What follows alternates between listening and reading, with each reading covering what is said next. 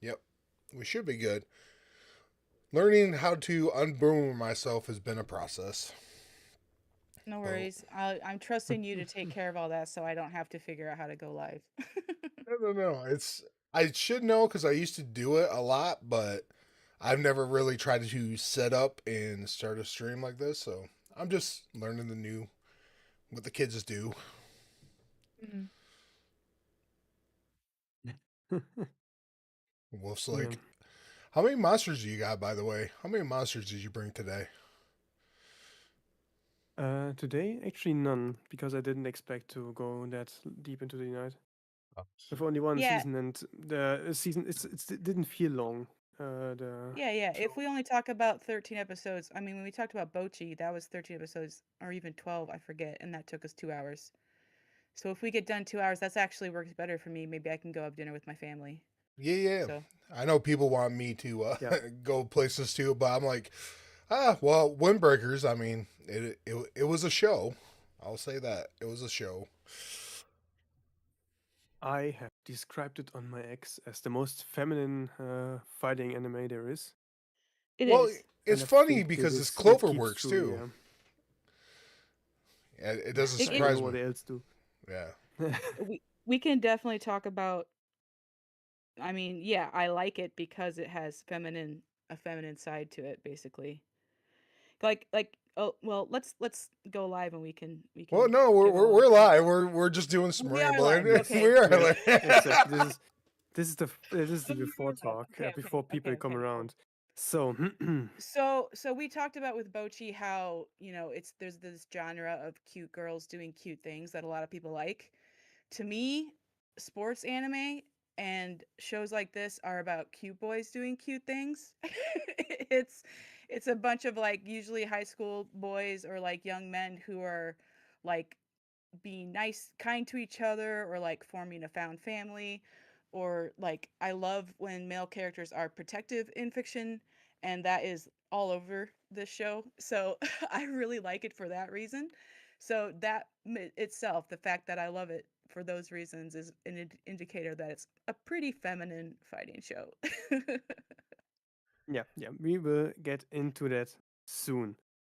But before uh, that, wel- uh, welcome to Kiss, where we talk using fists to find out which anime we will watch next. This today we talk about Windbreakers Season 1. Yeah, the show was not named yet. We're talking about Windbreakers. It is a show that has currently 25 episodes. There's two seasons. We are talking about Season 1, which is episode 1 to 13. This includes one arc and the start of another, which then seamlessly connects to Season 2 with episode 14 and 15 and on.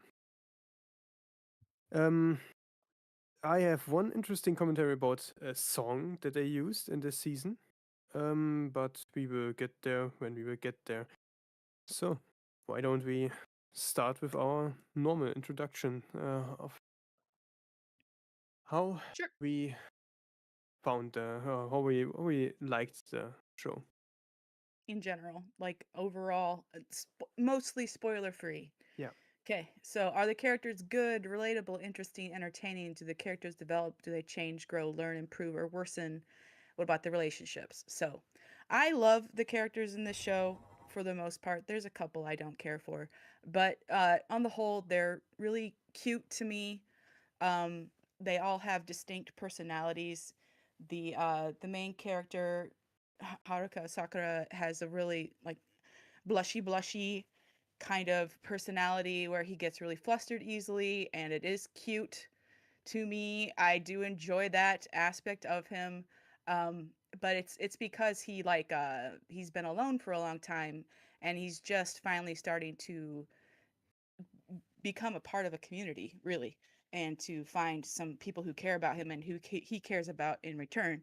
And that, I love found family in fiction. It's one of my favorite themes that you can find anywhere, and that's very strong in this show. So I love it. I think it's adorable. I really like Umemiya, the kind of king of the school, the one all the other ones look up to. He calls them all his like brothers. and he has big brother energy. Uh, and there is development definitely between the characters. Sakura spends the whole season kind of figuring out what it is to have a community and have friends. And also, you see relationships develop in other places too, like the Shisterin guys. At first, they come off as just like total jerks, but as you learn their backstory and you see they really actually do care for each other, I really like shows where not only the good guys have good relationships, but the quote unquote bad guys do too. I think Shisterin aren't really bad guys; they're just rivals who take it too far. But Misled. yeah, very misled. They have like a bad philosophy essentially. Yeah. So, but yeah, I like the characters. I like the relationships. I love this show for those reasons mostly. Yeah, Yeah. I do enjoy the show. There's a lot of fluff in here.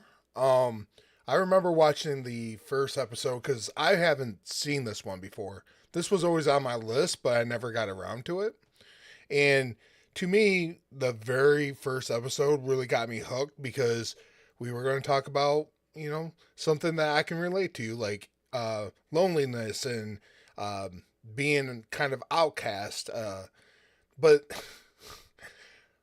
you get a very like I would almost say whiplash from the personality he or Sakura portrays to blushing, gushing, um, cute anime boy. It's like I I'm not saying the show is bad, but I would have liked more exploration within the story on some of that stuff. I would have liked him to have a little more of a harder, thick candy shell than just complete nougat. Hmm.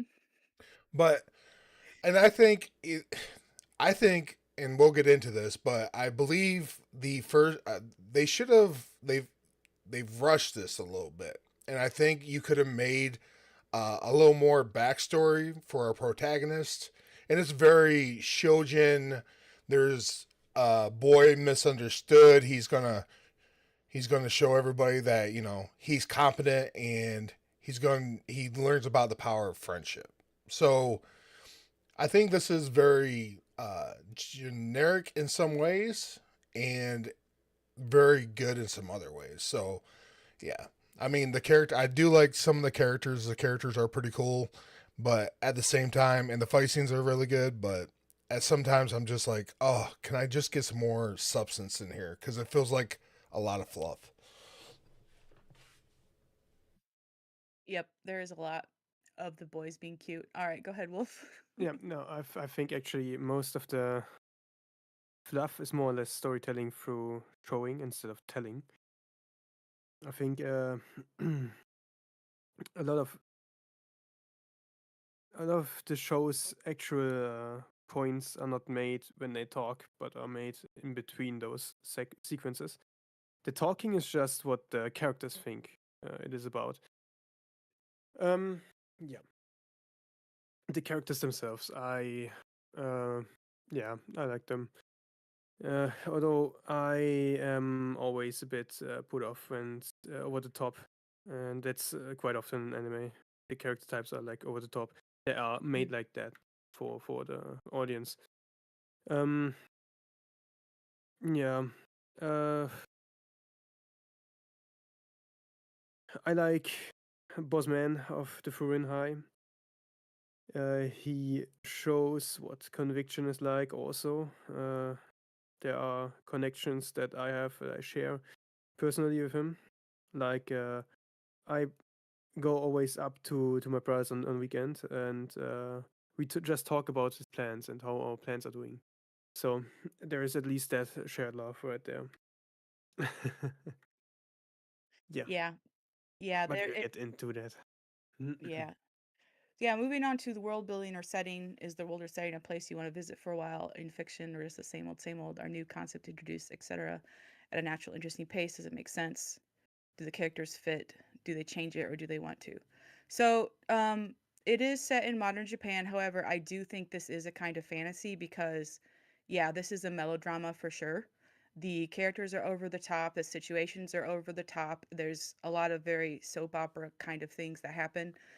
It is based in reality. Obviously, there are neighborhoods that are like overtaken by gangs, but I do think it's incredibly unrealistic that a good gang would arise and choose to like make things right. It is a very we we we definitely, it feels like a feminine show because so much of it is based on emotion and about the characters like caring about each other, but there it is a masculine fantasy to like come into I think to have a world of chaos and then come in and set it to order. And it's pretty funny that in this show the guy who sets it to order, Umemiya, he comes in as a first year in high school, which is a 15-year-old, and then he and his friends like fight their way to the top and then protect the neighborhood. And it's just not that's not how the world works. 15-year-olds don't do that. It'd be cool if they did, but they don't. But it is a really like it's a fun fantasy. It's pleasant to imagine living in a neighborhood where there's a whole bunch of young men, a whole school full of young men who live by the ethos that they are there to protect the neighborhood, and that anyone who comes in that's dangerous to the neighborhood will be destroyed without question, without fanfare, without delay. Like it's a cool idea. It's a nice idea.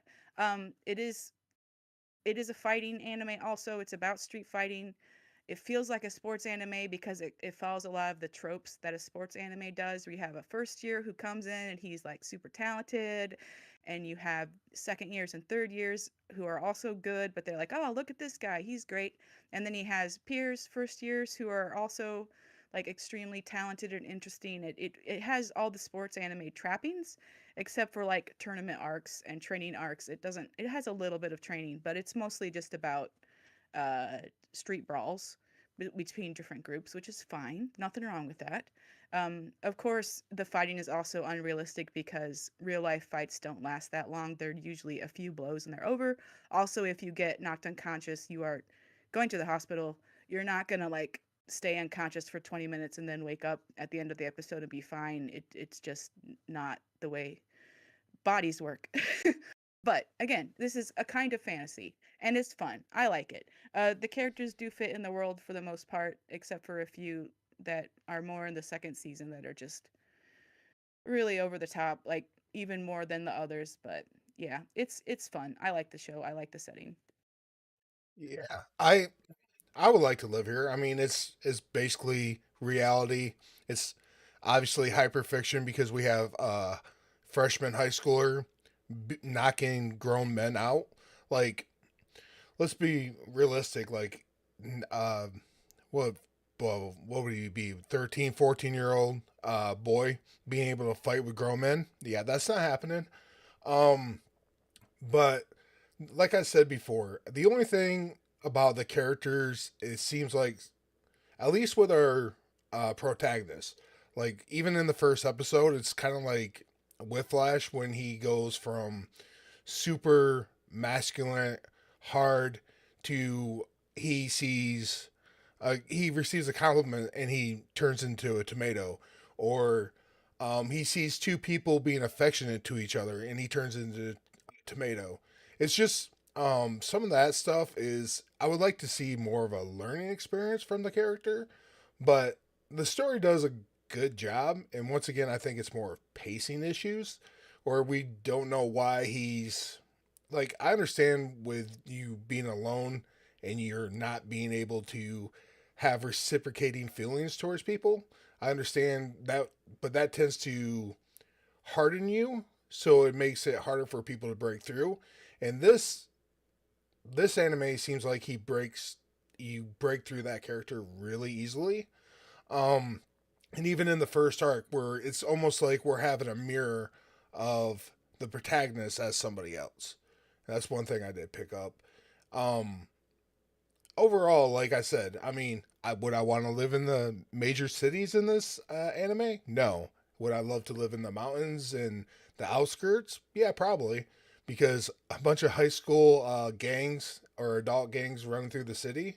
I'll take a pass on that, but I would definitely like to be in this world. Yeah. I am currently living in this world. In uh, some sense.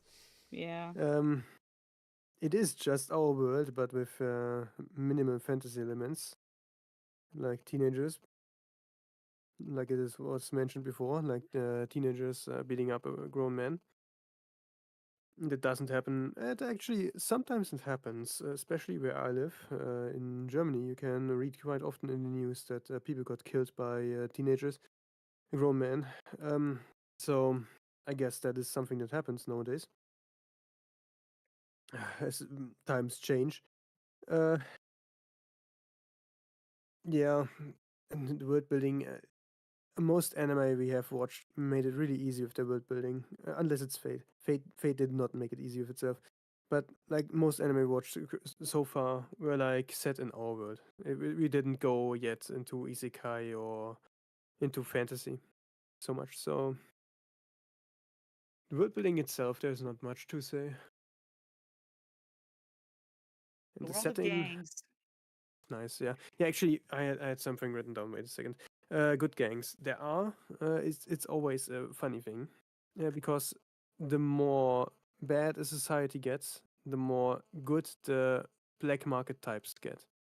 Like in a society where censorship is really heavy, people use the things like Telegram and stuff that have a really bad name in like USA and something. They will use that. The good guys will use that for connecting to each other because they can't use the official sites because they will censor them away. And the same thing seems happens with gangs. I think in Brazil it was there was a gang that actually is like doing what the police should do because the police in Brazil does not do what they should do because the state is so corrupt. And so just a gang built itself up to actually be the good guys. And that's the funny thing. The worse a society is, the more likely it is for a good gang to rise. Even though they will be like it will be anti-heroes because they will be doing sketchy things because they have to in a corrupted society. But they are still going with the good intentions. And I think the windbreakers are pretty much dead. So I mean, they're only seen as the heroes by the people of the of the part of the town. They're pretty much probably seen as hooligans by other parts of the city, as you would. Yeah, Yeah, that's fair. I didn't know about that gang in Brazil. That is interesting. I do think Japan is too well ordered for something like that to be needed, Yeah, but the thing is, they Japan is really strict in their culture, so they actually have these really bizarre outcomes. Like Japan is actually more or less like a more extreme version of German culture, if you think about it. German culture is also like really, really serious in one aspect, and then you get like to the where people just spend their free time, and it's like completely the opposite of that. Like Japan has a really strong, strict work culture, and then you go to the other side where they have fun, and it's like the most bizarre shit you ever see. hmm, And that's like pretty much just a more bizarre version of German culture. Um, Almost stronger version of German culture with like the way more open scissor, so to say, of their working culture versus their free time bizarre exploration. And one of these things is what we will see in the later season uh, with certain characters acting out as they do. okay, interesting. All right, moving on to plot and story. Is there something to grab your interest right away? And then does the show hold that interest? Do the characters just make sense based on the information they have? Does the logic of the world hold together? Is it well paced? Is the ending satisfying? Okay. So there is your interest is grabbed right away because as soon as basically Sakura steps out on the street, there is a gang harassing a girl and he steps in. And that is definitely attention grabbing. And then there's a whole street brawl and the first episode ends with him being like, oh, there's guys here who fight, but they do it to protect people. That's awesome. I'm in. Which, yes, it's a little fast. It's a little fast, but it is interesting. It does grab your interest, and then the rest of the show, it's actually a little too quick paced, because there's fights going on basically every episode for the first 9 episodes, I think. Let me Yeah, look at pretty the much. Yeah, pretty much. yeah. Yeah, and then it slows down a bit and lets you kind of get to know the characters a little bit. Um, but it does like it does feel too fast. Like we should have had a little more time to get to know these guys before they had a big all-out brawl with another gang, essentially. But I mean, first time I watched it and on this rewatch, like I just wanted to keep watching. At the end of every episode, I wanted to press play on the next one, or let it autoplay. So it definitely keeps your attention. Um, the Is the ending satisfying? Well, the first season ends in the middle of an arc, and so does the second season, actually. So I don't think so. But also, it's an ongoing manga. The whole thing has not been adapted. We don't know yet if there will even be a season 3, although there's already a live action movie in the works.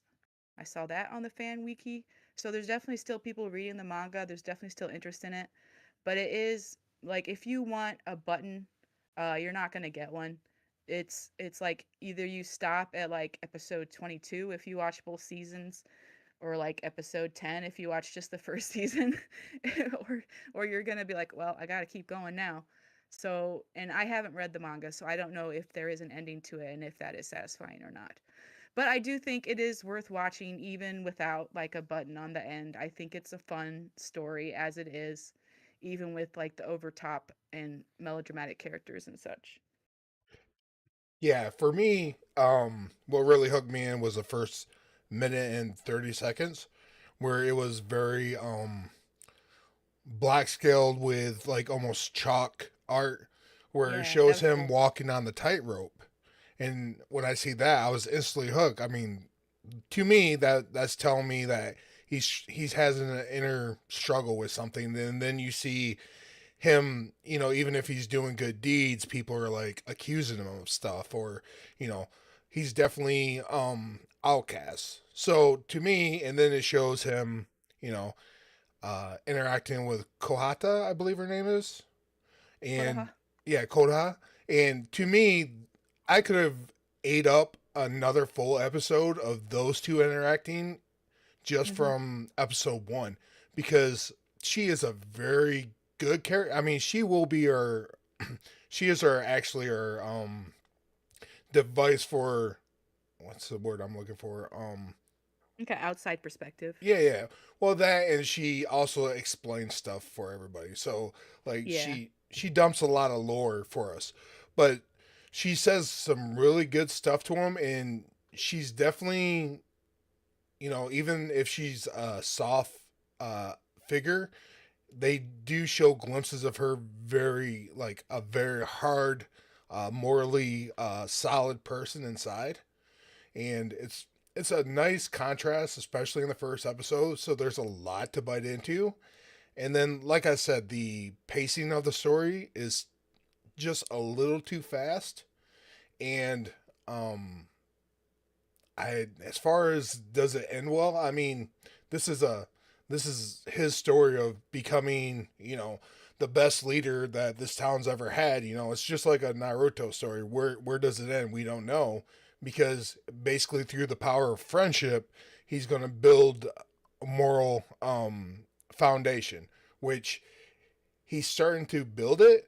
and then you see a glimpse of maybe he didn't come here, what he could be. And obviously in season 2 they explore it more. I think going into season 3 with the introduction of a couple characters, they're definitely gonna, I would like to see him get challenged, or maybe question kind of what his founding principle he finds through this first season, because there's a lot of good stuff. But overall, I think it's good. I mean, I wouldn't say this is great. This is not haiku at all, but it definitely has some teeth to it. Like I said, it just feels like at times it's a little undercooked, or it just speed runs through story arc. Yeah. Uh, it is fast paced, and currently I'm thinking maybe that is why we actually are bound to it when we watch it.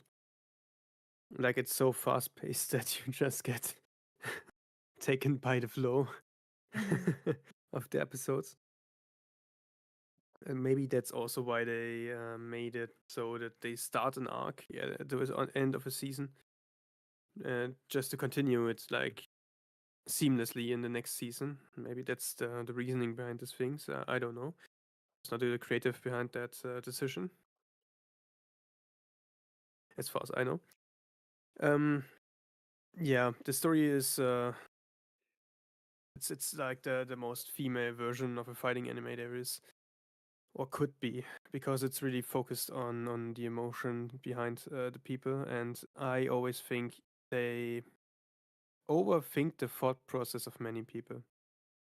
They Hmm. always try with every character they create more or less to subvert something. I think that is Windbreakers is actually an early sign of modern writing in Japanese content. Not that it is fully fledged modern writing as it is in the West, but it is pretty much a start towards that direction, the more female writing in male spaces. Uh, yeah, I don't want to go too much into it. Then we spoiler things. Yeah, pacing at the end, like I said, they went to end it on a arc beginning. There's pretty much always a build up for the next season.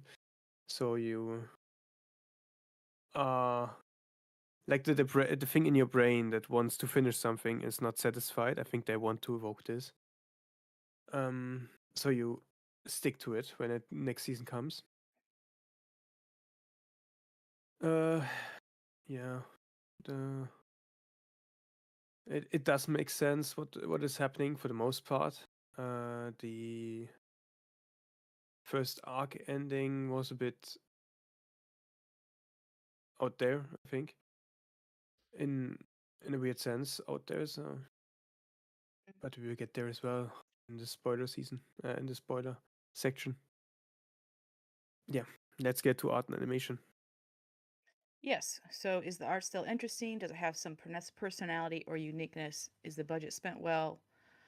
Does it do something new? Are the characters well designed? So I like the art style. Cloverworks does a beautiful job.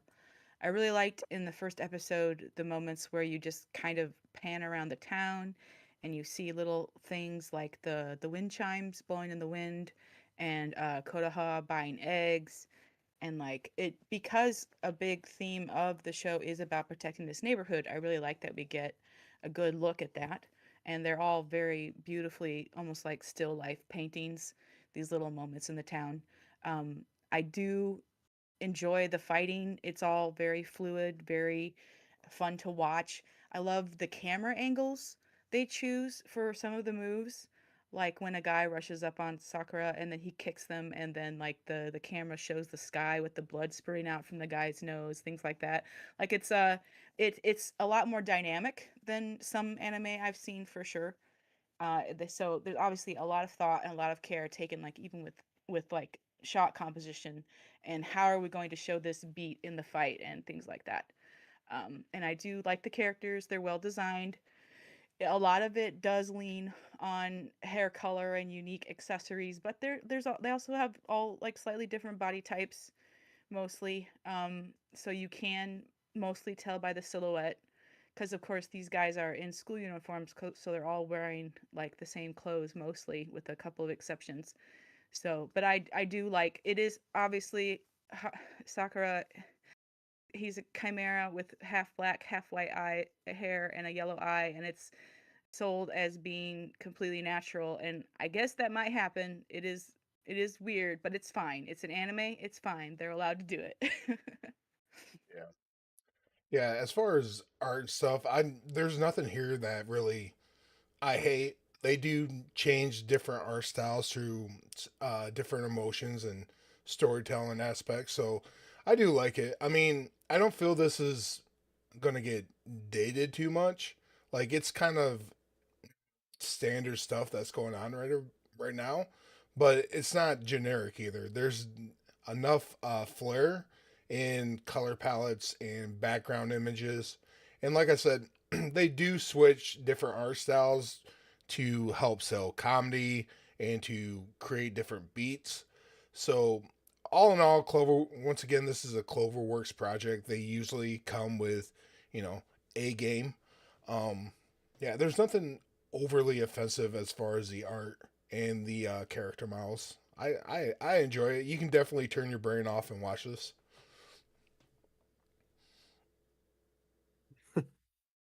Yeah, uh, you can do that, definitely. Um, art animation, I've talked about it before. There are a lot of themes also in the music they play and when they play it, that the art and animation speaks for itself.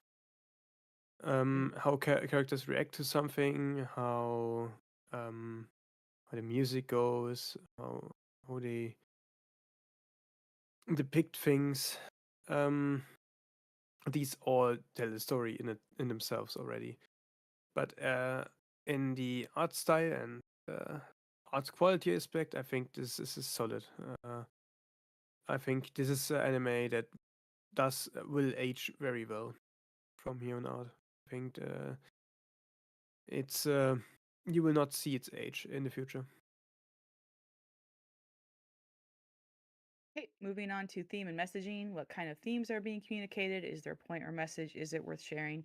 We've kind of touched on this a bit already, but there's definitely a major theme is about a lonely young man making friends, join a community, learning what it means to think about other people when he's used to only thinking about himself, and in a good way. Like he was never a bad person, but like this is the first time he's had people to think about. uh, so community, loneliness, connection, these are all major themes. And then each of the different gangs they fight has their own kind of theme, that is kind of butting up against the themes of Bofurine and their philosophies. And some are more believable than others, but that's fine. We'll get into it. Uh, but I think it's a good message. I think it's important for people to find a community and make friends. And even if this is definitely over the top and feminine and definitely signs of modern writing here, I agree. It's not a bad theme at all. No, I do like the theme, the overall messaging, and like I said, it's definitely undercooked in spots. But no, there's nothing wrong with the overarching theme of the show. Like it's a little more about getting self confidence and understanding how to not only reach out to it's one thing we didn't touch on is him trying to reach out and being able to have the confidence to reach out, trust, and rely on other people because he's never had that. We don't know why he's never had that, but we don't know why he's had that. Um, but once again, I mean, yeah, I think a lot of things do get undercooked in spots, but the overall message, it's a good message. I mean, I'm not going to throw shade on this. I wish they would deliver it a little bit better, but overall, it's I understand the themes that they're trying to describe to the audience. Themes wise, it is a coming of age story, more or less, because we learn how Haruka goes from a completely social loner to his goal is to become the boss.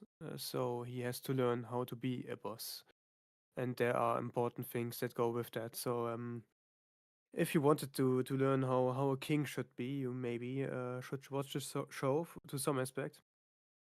Um, so the biggest themes are around that, of course. But there are also strong themes about just being weird, just being an outsider. As I mentioned before, Japan is really strict with their social rules, and this is pretty much a show that wants to break free from that.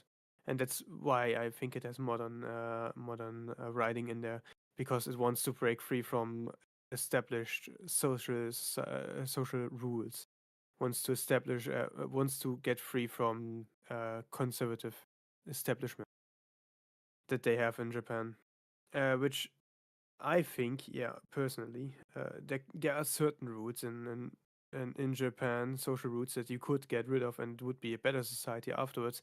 It's not my place as a Westerner to decide that.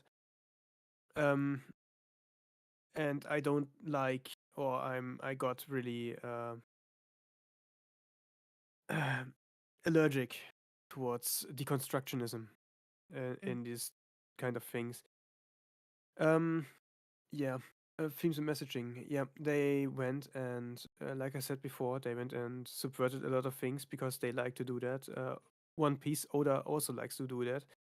You show someone looking outside like a complete menace, and then he's the best puppet dog inside, which it happens sometimes. But in anime, it's like really over proportionalized. Like the really bad guy looking guy will very probably be a bad guy. It's not like this complete profiling is for naught. It's something we had to learn in the West now. When I go on the street, there are people where I have to change the street. We have to go over the street to not cross them, because it is very likely that it will not go well for me if I cross them. And these are the things like they always want to deconstruct these things to, but they don't question why they are there in the first place. Mm. Um, but overall, not to get into too much into the philosophy of this. Uh, Overall, the messaging of the main theme of it, which is Haruka learns to be a great leader. This is a good messaging. This is a good theme of the story, and they also do it quite well. Cool. Are there any I more things you want to add? That was good. I'm glad that we have slightly different perspectives on the theme and the message. So I've definitely a lot to talk about once we get into the spoiler territory. Last rating out of 10. So when I first watched the show, I did rate it an 8, just because I enjoyed it to that level. Because I like cute boys being cute. I like characters being protective of each other. There was a lot there to recommend to me, and on that level. On second watching, I think it's more of a 7 out of 10. I still like it a lot, but more of the flaws did stand out to me, like the pacing issues and the just kind of the melodrama and the like just yeah, some of the stuff in the second season that I didn't care for as much, but we'll get there. But yeah, I think it's a good show. I definitely think that if you enjoy sports anime or fighting shows, you'll enjoy it. If you're a girl like me who likes cute boys being cute, you will enjoy it. And I would let high schoolers see it. Yeah, I watching this coming in fresh. I've never seen it before. To me, like I said, there's stuff that I could really bite down on and I enjoy. I would like to explore more. Um, I did watch the second season and I have thoughts, but overall, I would say this is definitely a 7.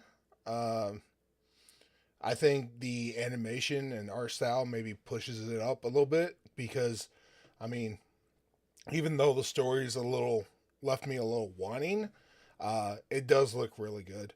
Um, does would I recommend this to people? Yeah. I just don't know who I would sit there and recommend it to. I mean, if somebody was trying to find something to watch, I would tell them if they wanted to see something more action Cloverworks, this would probably be the way I would recommend it. Um, but overall, it's a decent little anime. Yeah, I would give it an 8 because uh, because it's something different for fighting. Um, which explores the themes more or less, and actually explores the fighting, the talking by fighting aspect of things. Um, yeah, I would also let teenager watch this. I don't. Yeah, there are not really crazy themes in there that would be inappropriate for them. Yeah, I think it's a 8 for me. Very fair. It's not a bad show. It's really good actually. I think. Yeah, I had completely forgotten about it, but I really enjoyed rewatching it. Put it that way. Yeah, I forget also all of my shows every time. Yeah. I mean, like I said, the only way I would downgrade this is, like I said, I could have easily ate, the first story arc or the first arc. That could have been 13 episodes and I would have been happy. So, yeah, it's not bad. It's not a bad anime at all. Yeah. Okay. Oh. We've got someone in the chat saying they can't hear Torst. Can't hear me. How does that happen? How does that happen? I can boost you and I'll boost you in Discord. Boost me up. Ha ha ha. Somebody needs to make a sound test. Yeah. Yeah. You can do that in OBS, but I don't know. I handle it in OBS and I boost you on Discord. That should boost you up Yeah. better. Nice. So the critical voice, the philosopher toast was not heard. So damn.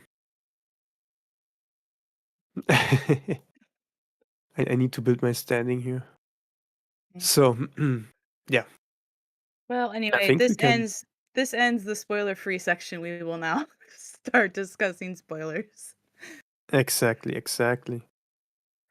Okay. We will So go over to episode 1. yes.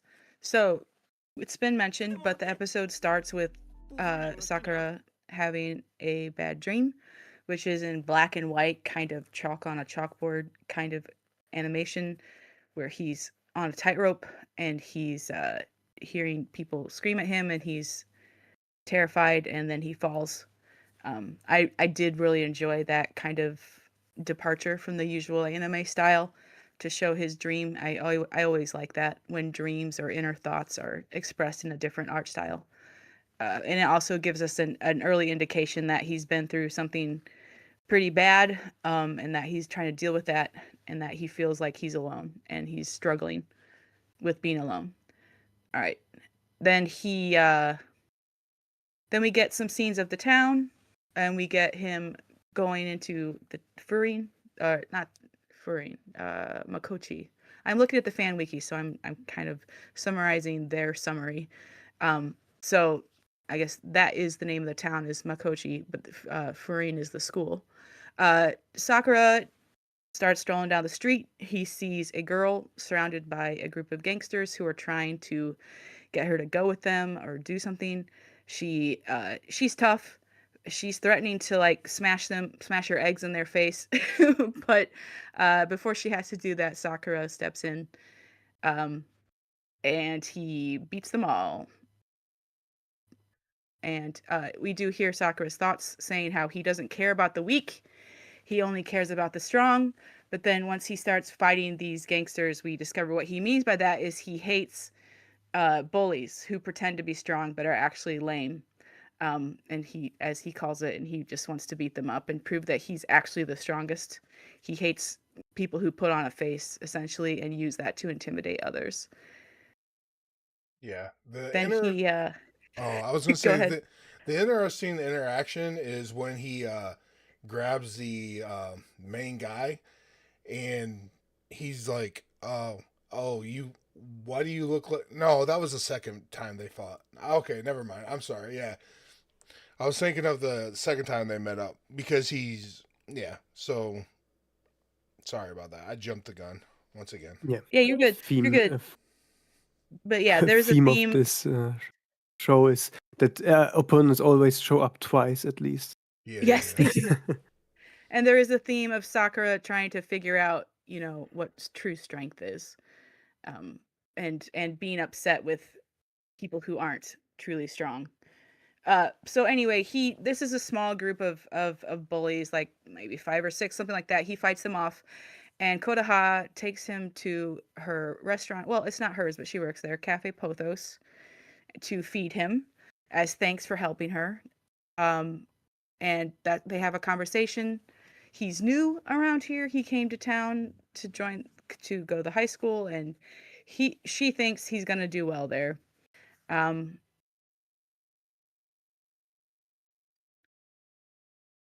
Yeah.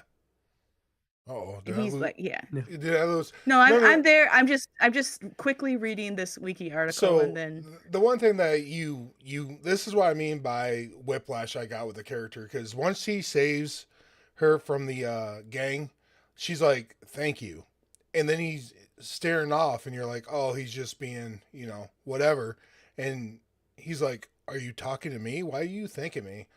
And she's like, "No, you helped me out, so thank you." And that's when you start seeing the gooey center of this character like really quickly, and you figured you would have more time, especially after the first minute and 30.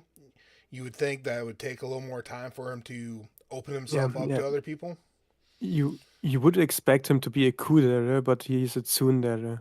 yeah, Yes, he he is. he tries to act tough because he feels like he has to, but he's actually like a fluffy little chick, really. He's just been waiting for someone to care about him, and Kodaha is the first person in the show to do so, and he pretty much instantly takes to it. He tries to pretend that he doesn't because he feels like he can't, but you can tell obviously, like the show shows him blushing all the time whenever he's like experiencing affection in any capacity, whether Yeah, he's observing it or experiencing it. and if I had to guess, Kotoa is actually meant for him. I think she's written for him actually. Yeah, yeah. That's She very Storyline. possible. yeah, she I is. think this season will go on to them being a couple, but I don't know because I haven't read that yet, and I don't know if there is actually this. But like this is the how it really looks from the first season part of it. Well, Yeah, and she's. Oh, go ahead. she also accepts his appearance. Like he's used to being bullied for, having this bicolored hair and Yeah, eyes, but she's like, "No, they're cool." Well, the thing I get about it is like she sees him for who he is, and like she's already like picking on him and joking on him about him wearing Mhm. his uniform, and the school hasn't even started yet. Or he sits there and goes, "Well, I want to be the top boss of the school," and she's like, "Well, that's cute, but it's never going to happen." And he's like, "What do you mean?" And she can already like see his flaws. Like she had such a slight interaction with him, but she already knows everything about him. So it's almost like she is the one person that can really, like, I can see, and I haven't read the manga either, but I can see him if they go kind of this route. If you're going to um, second act low point with this character, she would bring him back to the light side. You Mhm. know what I'm saying? She definitely For feels like sure. that foundational character in this story. Yeah. And we do find out later that Kotoha was part of a group home with Umemiya, the top guy, which is why she's like, "Oh, he's definitely going to be the best." But I think it also shows why Kotoha is good at reading people, because when you grow up in an environment like that where people, usually are coming in and out, and they all have different personalities, different traumas, different troubles, you have to learn how to deal with a lot of different people very quickly. So I thought that was interesting. yeah. Also a fun fact because we are in the spoiler section right now. In the entire show, all fighters are male. There's not a Hmm. single female fighter. Not Hmm. even what another anime YouTuber went out to say. One episode was about transgenderism. Not even the person he talks about there is female. Not even like in the trans ideology thing of thinking of things. Not even this person is female. They're all male. Like Mm-hmm. this person also identifies himself as a male. So that's an interesting thing that would never happen in the West. Something about fighting and not a single female is in the fighting aspect. All single females are supporter roles or like the damsels in distress. Hmm. I did like that, to be clear. I like that. Yeah, it's fresh for what we got over here. Yes. All right, Yeah. so And I moving mean, on. this also plays on a female strength like Kotoha. Kotoha Yeah. is a positive feminine character. Yes. She yeah.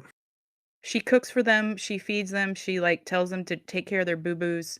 She encourages all the boys, but we see it a lot with Sakura and Umemiya.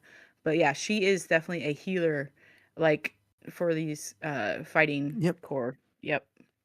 She has emotional understanding, or like what we like to call in the modern times emotional intelligence. Mhm. She understands them more than most of the males would, and she knows how to get at things to help them, Yeah, and and she always has their back. what's nice is she's not a girl boss either. You know what I'm saying? She Mm-mm. does. She patches the wounds, and she don't direct anything, but she often asks the questions that gets the ball rolling. But she's pretty much depicted w- as the mother role Hmm. in many sense. Like she will definitely at one point be a good mother. She has the qualities for that, Do you think the she's? virtues for that as well. Do you think a fair comparison would she be like Cindy and Peter Pan, where she's like just the terror Like kid? Wendy? Oh, Wendy, not Cindy. Wendy. I'm sorry. So sorry. No Yeah, yeah, worries. yeah. Like so, like Wendy character. Would you think she's more of that role? Yeah, she is, like, they do say she's 16. I think she is aged beyond her years because of, having to grow up, probably without parents and in a group home. But, yeah, I think that's a good analogy. Yeah, I've never seen that. I'm really uncultured. Oh no, kind of. Back to fighting. Alright. We need more fighting. Yeah, Alright, so then, Sakura helps an old man who forgets a bag in the store. Konoha sees that, like, it's just another moment of Konoha seeing that Sakura's a good kid.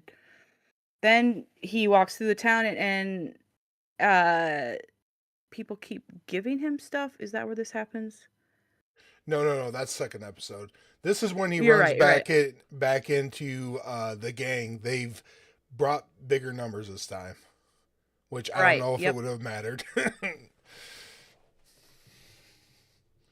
Yeah, because a nice interaction here is he walks into that gang, and the leader that he supposedly sucker punched, according to the I guess the ringleader, starts calling him a freak, and oh no, you're not cosplaying. This is your actual physical appearance. You're not wearing contacts. And he's like, yeah, this is more like it. This is what I'm used to, and that's kind of what really like I like about that character. Is like yeah, he has some depth to him, some trauma. all of them somehow have.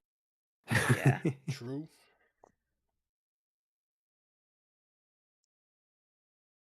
And then Yeah, yeah, I was gonna say then car or she steps out of the cafe and she gets kidnapped again, and then the knives get brought out, and then we get to finally see the high school students and what they're about. I believe yeah. that's Never in this show will a weapon actually do something. well, he did We get will a nice learn cut. He that. did get a nice cut on the or almost on the Achilles. Yeah, but that was like a surprise attack, more or less, and that's the only way weapons are actually used in this entire show.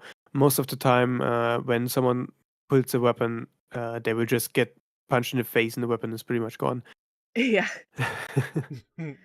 Yeah, or they literally break the weapon with their like sticks with their fists. Things like that happen. Yeah, Like again, it's not realistic fighting. It's fine. Um okay, so yeah, more gang members show up and Sakura's doing his best, but then we've got the heroes. coming in. A bunch of kids, older students from Fearing show up and start fighting the gang, uh, and they win. That's just to sum it up. Well, there was a good interaction with Sakura when he was like, "Why am I defending her? I would be fine if I wasn't trying to protect somebody." And Hmm. it's a nice you know, where it still shows that character that he was before that first interaction with her. Is like, this is stupid. Why am I doing this? And it's interesting. I don't know if it will play out in later seasons, but it's a nice kind of like he still has self doubts. So Yeah, yeah, and it shows that he wants to be connected to people. Kodaha managed to get under his skin, as we saw almost instantly. Uh, but yeah, it's good. And then, so the two of them fight, or the two gangs fight, the Bofreen and these guys. And then after the fight, they do their declaration, yep. um, which is about how they put this sign up on the edge of town, and and then after they win every fight, the Bofreen, which means windbreaker, that's what the title comes from. uh when they win a fight, they'll yell it, and I don't have it memorized, and it's not written here in the wiki, but it's about like anyone who comes in, anyone who causes trouble, anyone who comes in with evil in their heart will be defeated, essentially. It's kind of a long motto. It is a very long motto. Yeah. Yeah. There was It's something not a about it's not a purging. quick. Yeah, there was a purge in there Yes. somewhere. Yeah.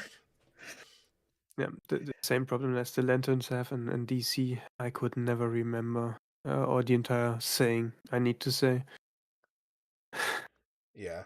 I would be part of such a thing. But this at the end of this fight, the after seeing the philosophy of Beauforeen and being told that this is what they do here is they protect the town, they protect the people of the community. And after Sakura has made connections with some of them, including Kodaha, including that man with the bag, including a grandma who tries to like help treat his wound. Like after all this, Sakura's like, okay, so this is how it is here. Like, awesome, I'm in. Well, It's a I very quick not to interrupt, turn from but loner to yeah. yeah, not to interrupt, but I think the biggest point, I think this is one of the best scenes in the first season is when grandma's trying to take care of him and he instantly pulls away and ask her what is she doing. Yeah. Like, and then Kohar has that conversation with him. I'm trying to get where exactly what she says. Um Kodaha, she tells him that this is a story of how a low grade outcast who only knows how to fight becomes the town's hero. oh no, it's this is a Oh, uh the grandma. no, it's he's like telling her that he don't need anything, and she's like, just do me a favor, just look us in the eyes, just raise up, and this is why I talk about when Cloverworks does something really well, because then it shows his bangs and him looking at his feet, and she's like, just look at everybody. We're not turning away from you. Just look at everybody, and he does that, and that's like a very good emotional kind of upbeat that says, this character's going to try to grow from where he's currently at. And I think that's a very nice piece of storytelling through visuals. Yeah. Uh-huh. Just All right. Should we move on to the yeah. next episode, or any other things to discuss there? Um, No. Unfortunately, see, episode 1 has a lot, most of the best moments in it, I think. Uh,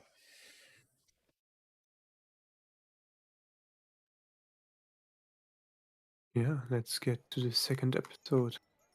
Okay. So Hero of my episode dreams. 2, Hero of My Dreams. Okay.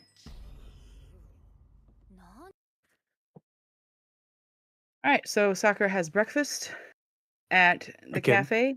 Yes. And this is where we meet Nirei, a little blonde boy who's well, not really little. He's the same grade as Sakura, but he's a Bofurine fanboy basically, and he chose to go to Furine because he wanted to be part. I believe he was saved by some Furine guys, like, and so he really looks up to them as his heroes. So we Oh, meet Nirei, and and he is. he's the Yep. intelligence guy of the group. Like I said, He's he's the a socialite. fanboy. Yeah, he has a little notebook where he writes down um, information on all of the fighters that he can find, and then he'll share that without being asked or if asked. So he's the intelligence guy, which is important for any kind of fighting group. You got to have intelligence. So he is an important character. He will have a lot to say in later episodes, but he also has his own little character arc too. Yeah, Uh, he's definitely got some tisms. yes, he does, and he's a bit of a weakling, but he wants to not be a weakling. So he's choosing to change, and that is always a cool thing to see. Yeah. Yeah, Well, his weakness is not in his mental. His weakness is in his physical.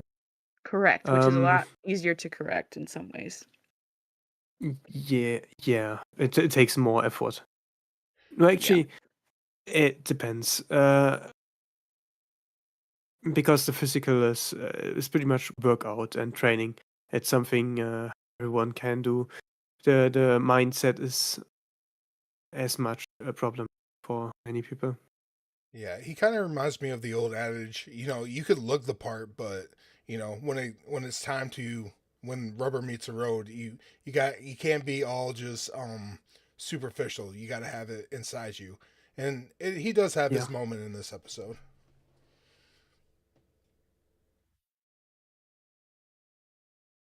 a moment that shows and something else actually as well.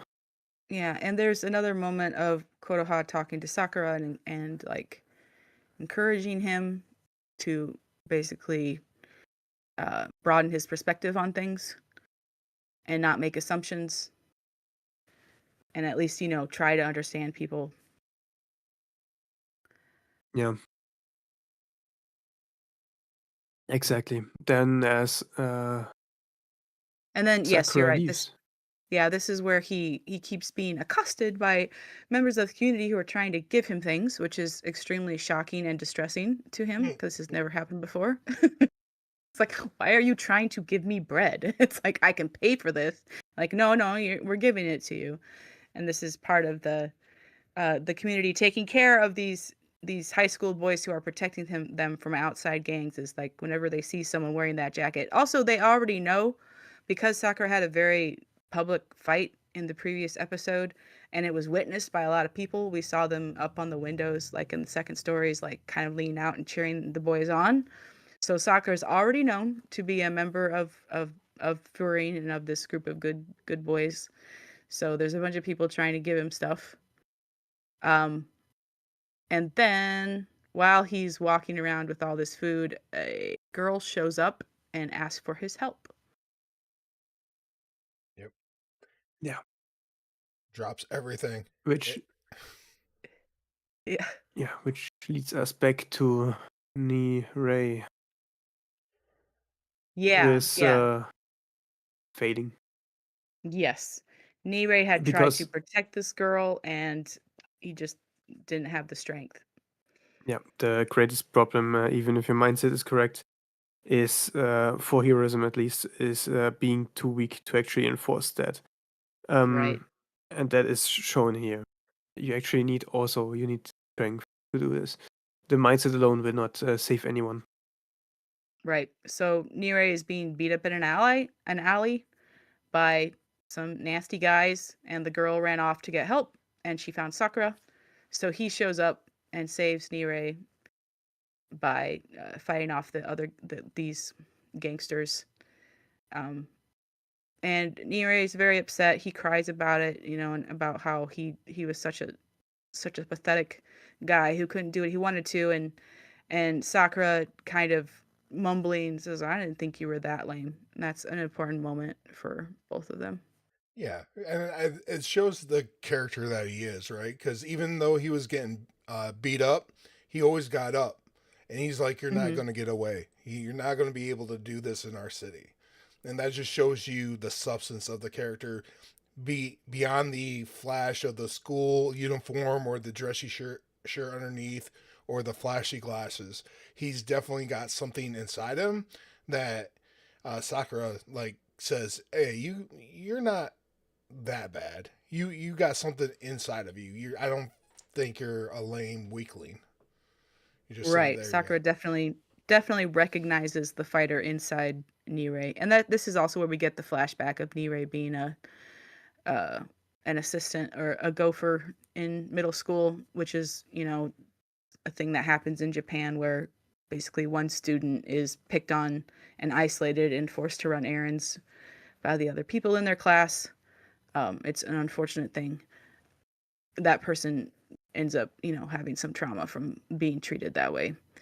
Uh, but yeah, Nirei's trying to change, and Sakura is acknowledging that, and it's pretty nice. How many times did these two get shipped? That's all I want to I don't know. I I have don't not. want. know. It is a female-coded show. It will be a lot.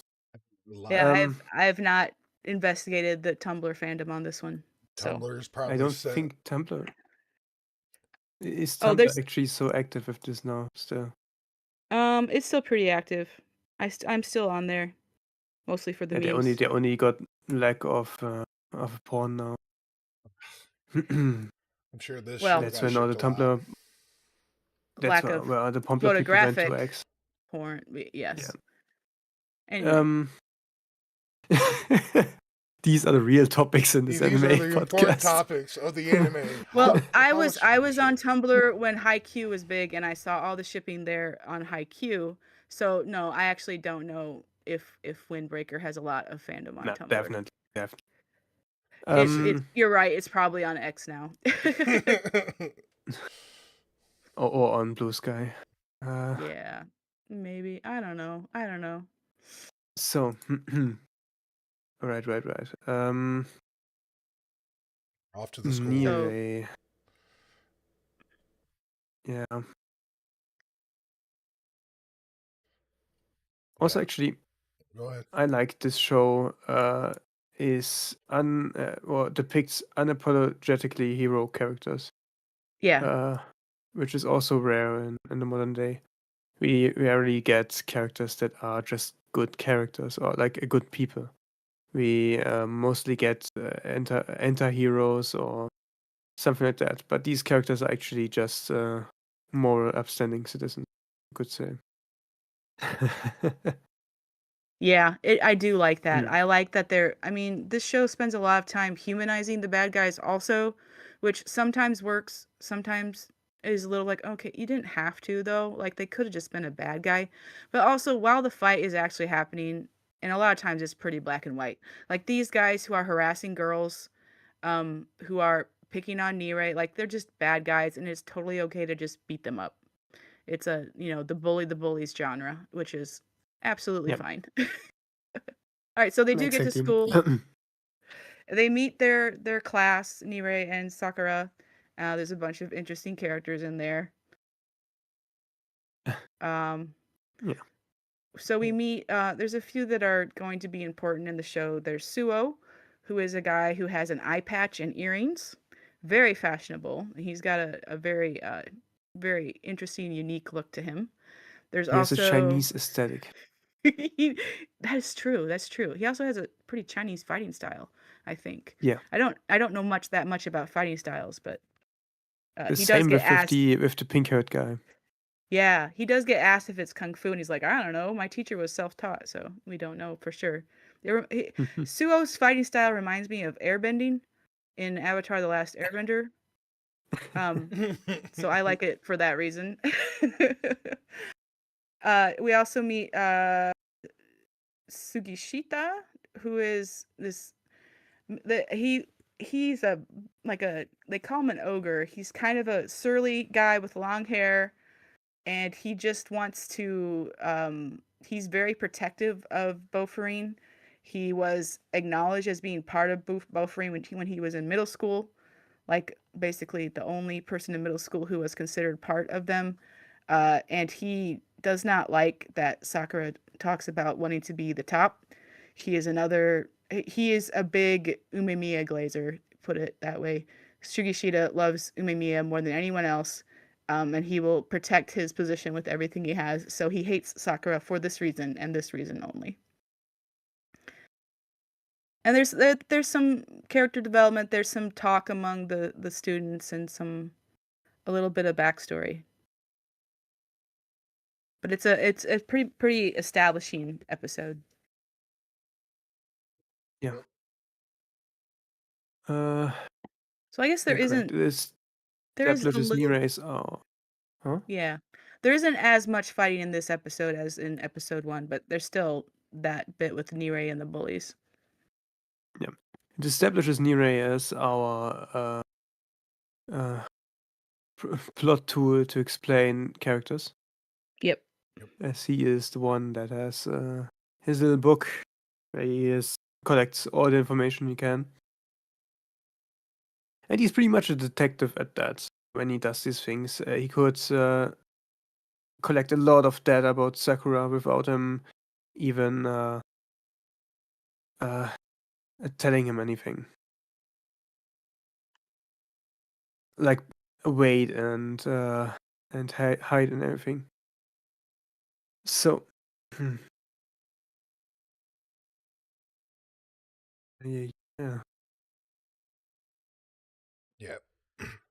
Yeah, basically this was just an introduction to his classmates, and then we get we get to see what the school's like. Yeah, and yeah. this is one of those anime where there are 0 teachers. We never see an adult in the school, which is fine. It's just the way this world is built. No police. I don't think I've seen a No police police, police no officer yet. judges. Like the boys are the arbiters of justice. All right, episode 3, the man who stands at the top. Umemiya gets introduced. Yes. Also, wait a second. Uh, right. Did the fight go on now? No, I Yeah, think the yeah. fight When started, right? it opened up with the fight, the introduction between the ogre and the protagonist, Yes. and then the loudspeaker. And very interesting what happens when the loudspeaker comes on. Oh, right. Sorry, the wiki has failed me. Need to go Yeah, it find it. has, but it's fine. Yeah, Exactly. They fight, which gets pretty decisively decided for Sakura, as the ogre did not get one hit in, and Sakura did get a hit in. yeah. Because Sakura is a really acrobatic fighter, while Kyotaro is more a strength build, I could say. He's tall, menacing, and has 2 brain cells that sometimes rub together. He is the protection dog of Umemiya. Then the uh, the mm, speakers, Yeah, the voice loudspeaker. speakers. Yeah. Yeah, Loudspeaker comes on, and immediately, and Sakura can't figure it out. Immediately, everybody stops what they're doing, and their attention is yeah, directed towards the speaker. exactly. Umemiya starts talking, puts a speech on. It also gets shown that he does not know how this tech works. Actually, he is not interested in the tech itself. Well, it almost shows that he's a bit of I wouldn't say clumsy, but maybe he is very nonchalant about what he's doing. He's a goofball. Umamiya, Yeah. yeah, he's like he's very casual. I'm sure if I watched the dub this time, but I do think I watched with subtitles the first time I watched, and I do think he uses very casual language for someone who's supposedly like the top dog. 'Cause like I said, he calls all of the other gang members his brothers, and he tells them stuff like, "Don't worry, your older brother will take care of it." So yeah, he treats his gang like a family, and part of that is being just kind of casual and silly, and um and just not demanding respect the way you might expect. Even though everyone still gives him respect, he doesn't demand it. They just do that because they all look up to him naturally because of how strong he is. Yeah. Or how how loved he is actually. Yes, yes, loved. That's a better word for it. They all do respect him and love him. Yeah.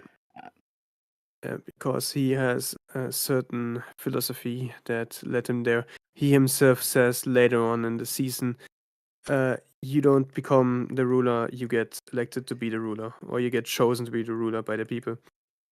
mhm. Which, once again, the analogy with kings and monarchies, that's how it actually is or should be. You are not just a ruler, but you get actually put there by the people who trust in you.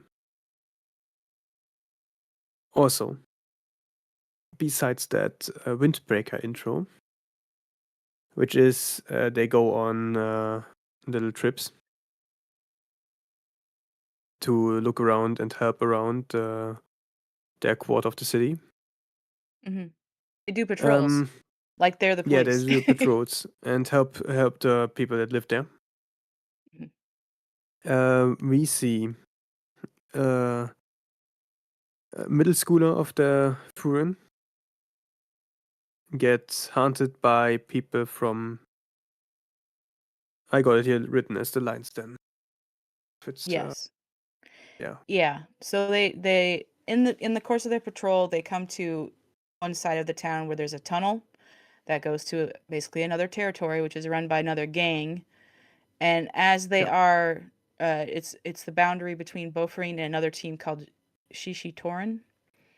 Um, and then as they're standing there, they see a middle school kid from the Furine side who is running.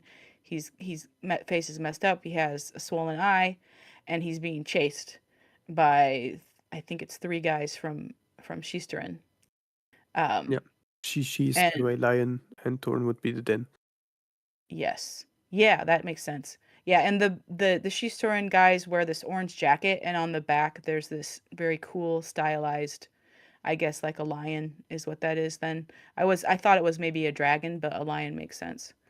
So, as this middle school kid is like running to try to escape, Sakura and Sugishita jump and protect him, kicking the Shishitorin guy. Uh, and as they're fighting, the second in command of the Shishitorin guys shows up, named Joe Togame. And he seems like a slow moving, slow talking guy, but he starts viciously beating his own teammate for being weak, which is our first indication that there's something very wrong with the Shishitoran crew. Um, and so that's basically the end of the episode. Is we meet these new characters, and then Show is the furring guys grab the middle schooler and take him back to protect him and make sure he'll be okay. And they go yeah. back to Umemiya. Yes.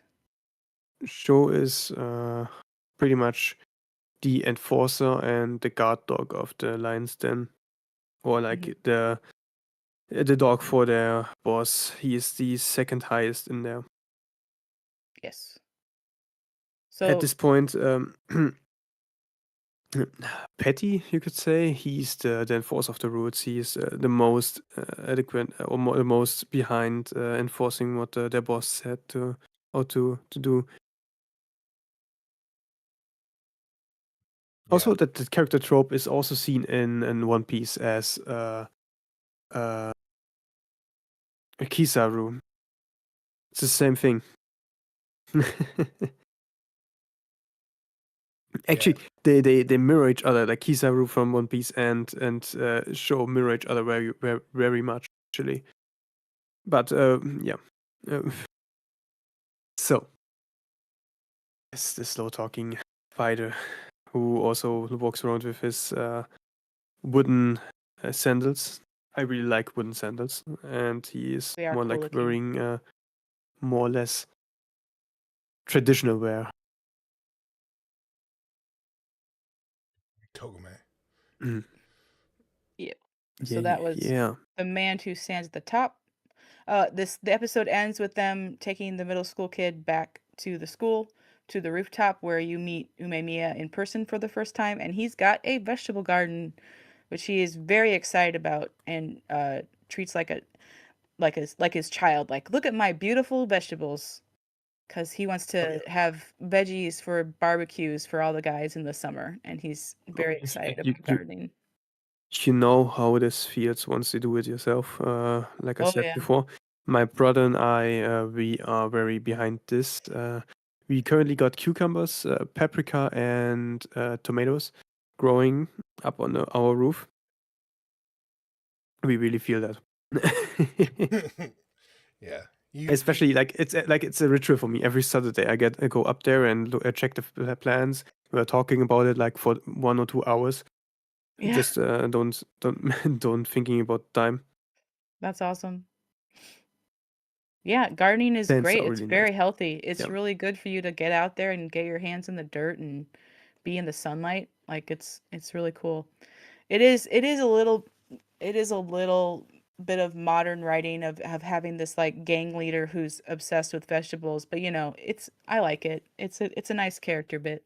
And I well like it I think Umemiya. you can such a hobby can be Yeah. especially like if you know his personality and how he thinks about things. I think that is like his philosophy.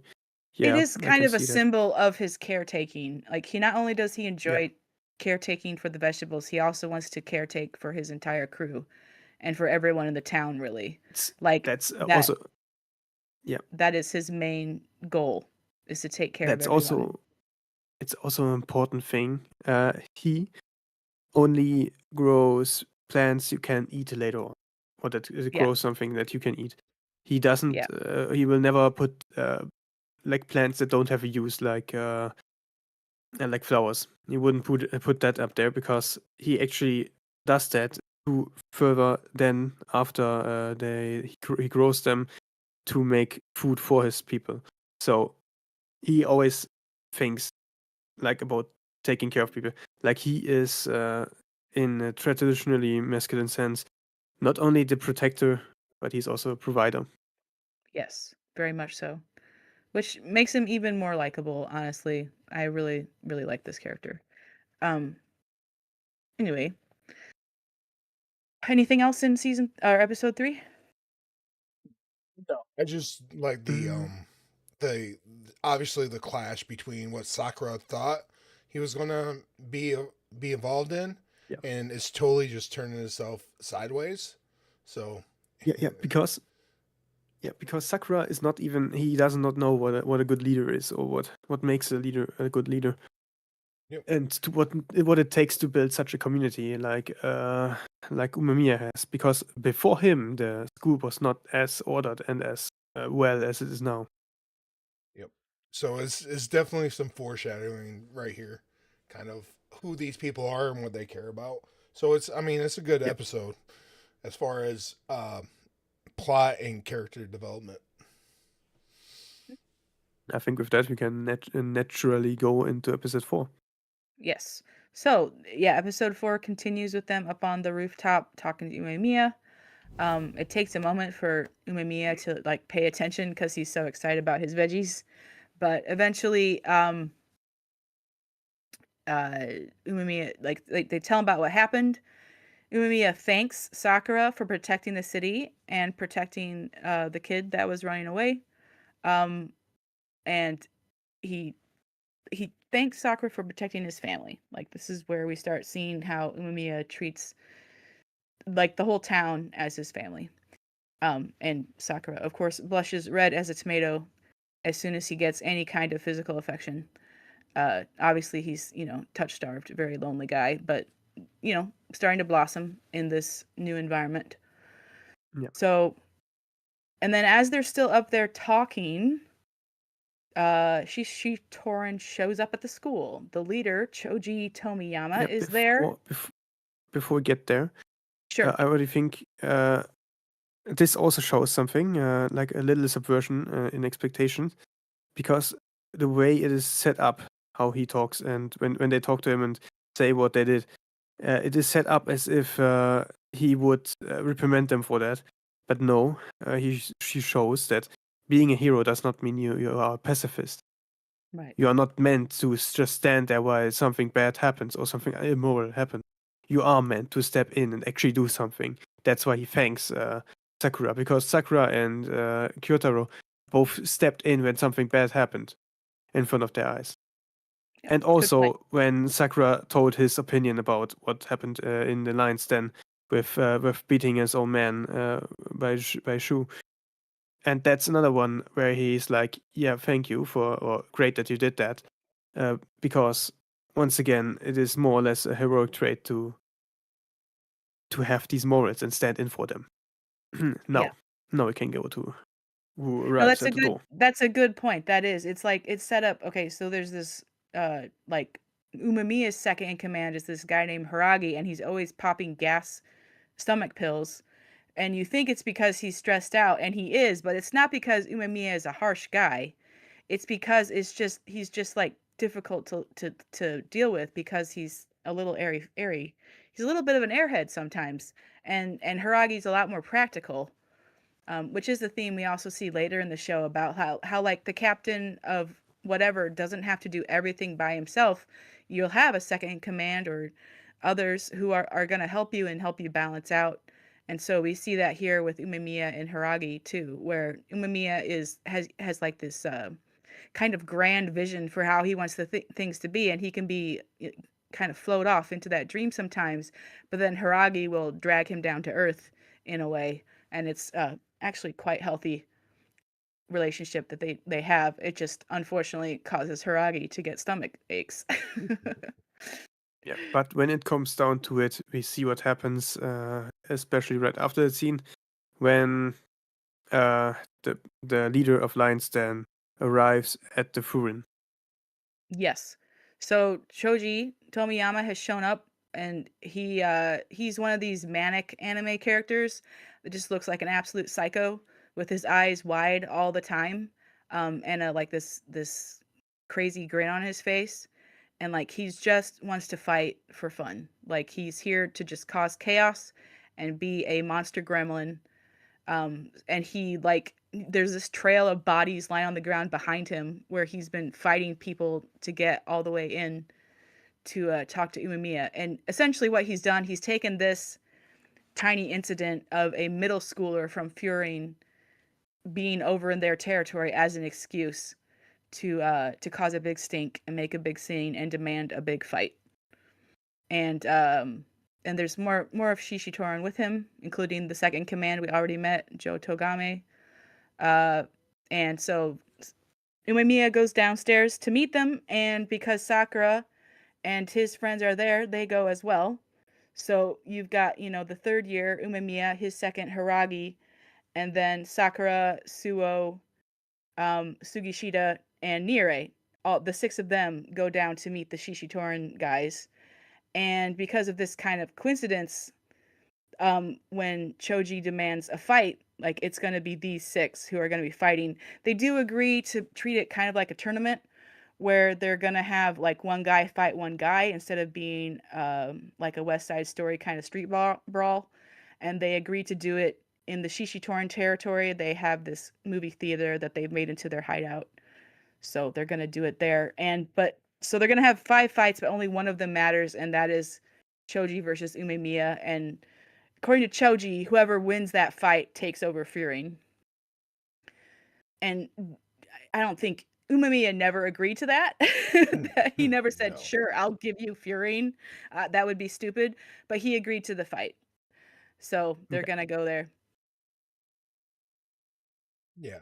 I mean, there's a couple things that So you can kind of point out. Like, you can see that there's some jealousy from the opposite leader to what Furion has, and he's looking. He says he's bored, and this just gives him an excuse to relieve his boredom. Yeah. Yeah, he yeah, sees Umemiya as being free and having fun, and he doesn't understand why he's not having as much fun. Choji has the bad philosophy in his brain that to have fun, you gotta be the strongest, and if you're the strongest, you'll be having the most fun. And then when he we'll see this in flashbacks later. So he fought his way to the top in Shishitoran, and he enjoyed doing it, but once he got to the top, he instantly lost all of his joy, and so he thought, well, he had a bad conclusion on why that was. yep.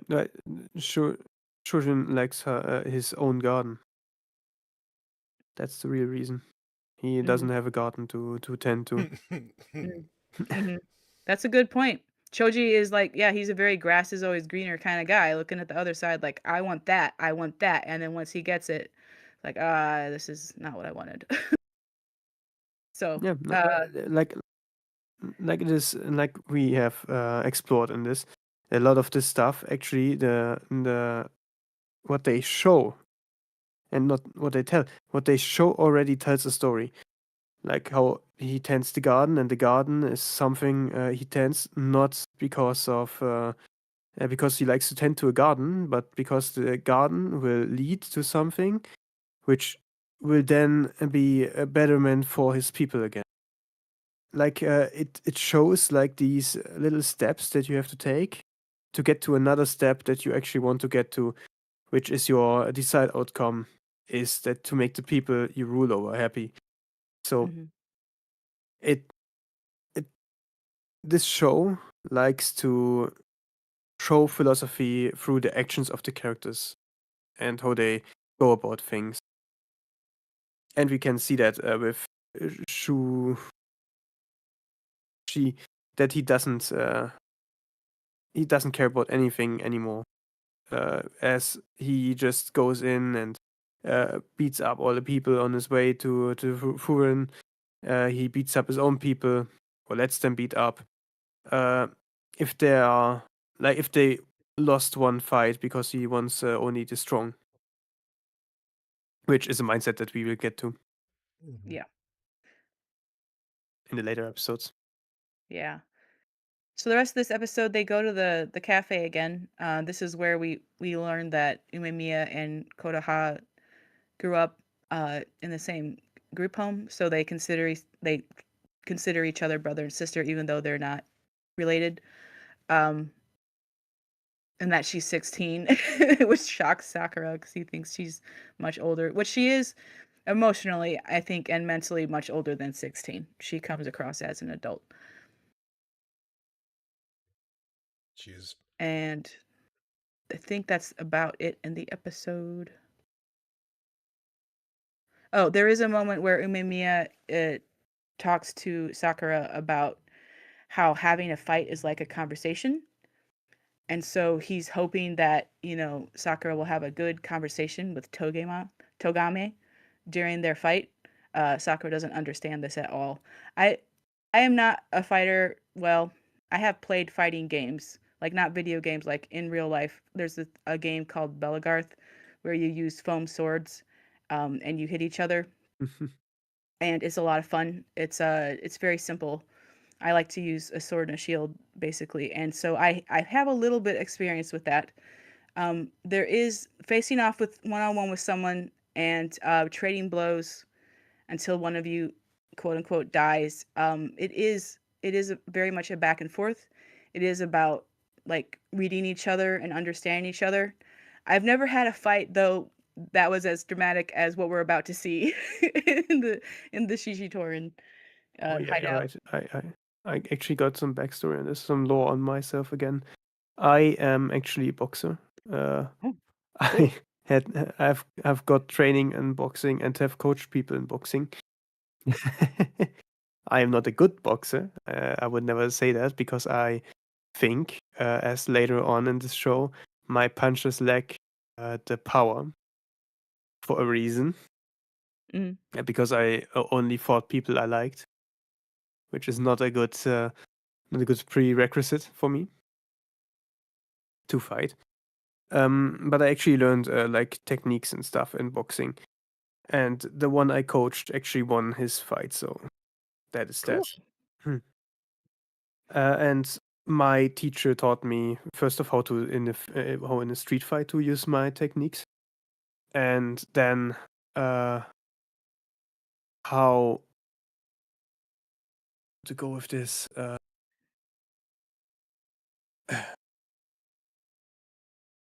Oh god. Oh yeah, right. The best way to learn any martial art is by fighting against people. So sparring matches are very important. Like you do the technique building and then sparring. A lot of sparring. Sparring is Mm. what sharpens you because then you go in there. And I had sparring matches against way more experienced guys that hit me right at the right spots. That make you appreciate your energy, like For your sure. endurance. Yeah, I definitely learned a lot more fighting people who were better than me than people who were like just showed up and had never played before. So Yeah. So Unfortunately, you don't get to see too many really good sparring matches in the lead up to the big fight. no, wait, this is no, a none. this is a melodrama. We go straight into like incredibly fraught fights. But Yeah, well, the training was before all that. Yeah, there no, no, yeah, no, there's no. yeah, like I said, this show has some of the trappings of a sports anime, but there really isn't a training arc per se. There's moments where one guy gets some training, but there's not the usual training arcs you get in sports anime. There's just fighting. Yeah. Uh, Because so as pre-established, all these characters are fighters that fought all their life, pretty much, or trained yes, under other fighters, which people see in the upcoming fights. The right, first two fights are meaningless right. So in for the episode most part. 5, they go over to Shishitoran to their abandoned theater. It's called the Orion, but only the letters ORI are visible, which means cage. So they're going to the cage.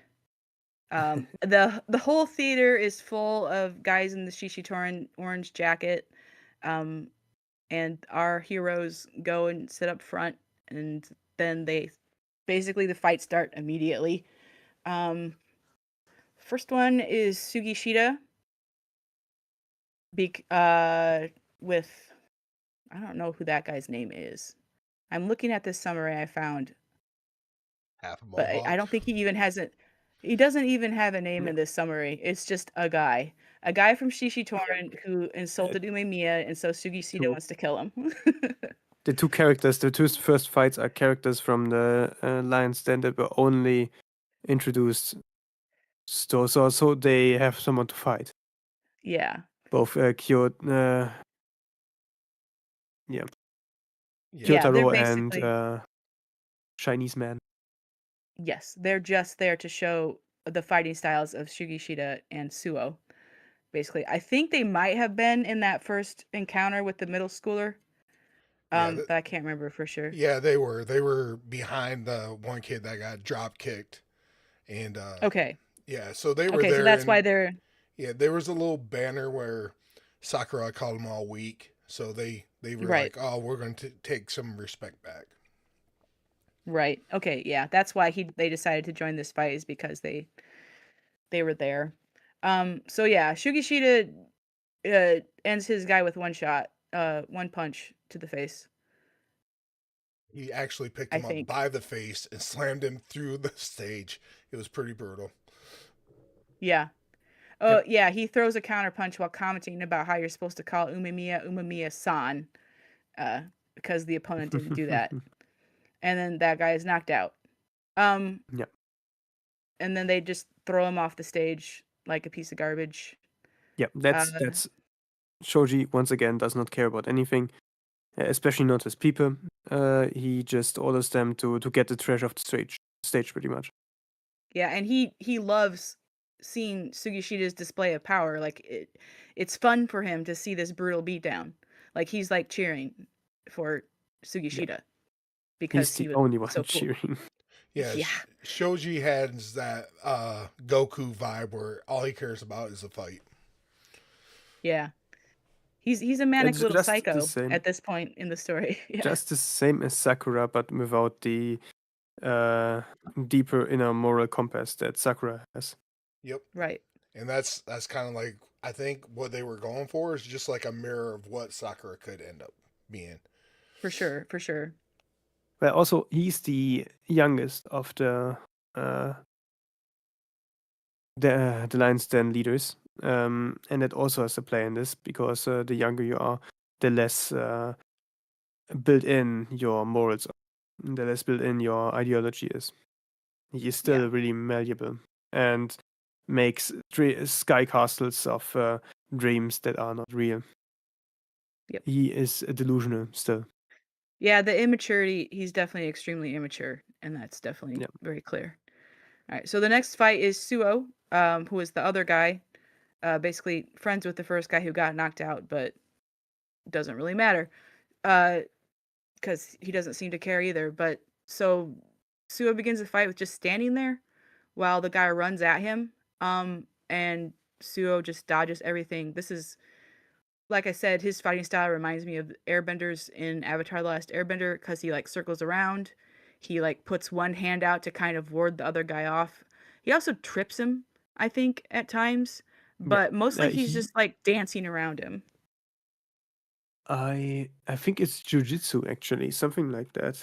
Well, I think Uh, it's Yeah. supposed to be whatever. It reminded me of I don't know if you guys seen the movie Ip Man, like the teacher of Bruce Lee. That whatever that kung fu style is, where it just kind of is like always flowing, using your Mm. opponent's strength against them. That's what it It yeah, reminds me is. of. exactly. I think that is jujitsu, I don't where think you it's learn uh how to throw someone with their own body weight and stuff, with their own Right. power. So, and we see this pattern with Suo is that he's very good at not getting hit because he's so good at dodging and moving in a way to so as to evade his opponent's attacks. Yeah, Um, or channel the attack somewhere where he isn't. Correct, correct. Yeah, he's like a master at that. So Choji finds this fight extremely boring because there's no beating happening, and so he's like falling asleep in his chair. And Sue lets it go on for a while. It's because he's trying to teach the other guy a lesson, essentially. Um, Yeah. but eventually, the Joe Togame just tells the other guy that he kicks him out of Shishitoran for being weak. Yeah, it's also And a humiliation that happens there for because sure, he can't land a hit and only falls down. It looks like he's not even trying for the others yeah. He yep. gets because ridiculed. how well he just deflects all of the attacks. Yeah, so it's like this is a guy who laughed and cheered when Togame beat that first guy in the tunnel incident. And so now Suo is basically teaching him the same thing can happen to you. You shouldn't laugh at others because you're not any better than them. Well, he keeps on asking him, "Do you know what it takes to be an adult?" Which is interesting. Yeah. Yeah, right. For a probably 15-year-old to say to another probably 15-year-old. Yeah. Suo is a weird guy. I He like his is character, but he is a weirdo. well. He does wear an eye patch and long Chinese earrings, so he's a different kind of cat. Yeah.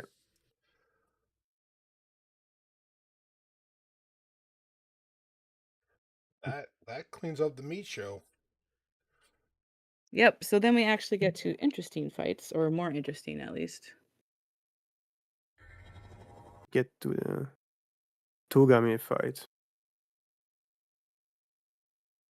This includes a backstory of Togame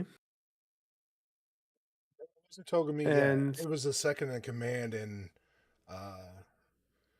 what's his name? Yeah, The so we've second, got he's one of the Haragi. So Heavenly this Kings fight, or something. yeah, one of the this is Heavenly Kings. Haragi. Yep. one of the kings of Furin. Yeah. Among, and then he's fighting a guy named Sako, who they have who has history with. Um, And we learn the backstory of them both because Zaku got trained by Toma after being bullied, and Toma saved him. Toma was always like a strong guy. So with that, and with his also again, Toma is someone who had morals deep inside him, which he followed through, like Sakura did or Umemiya, which led him to gather a following behind him, which was not just Sako, but Sako was pretty much like his closest friend in this aspect.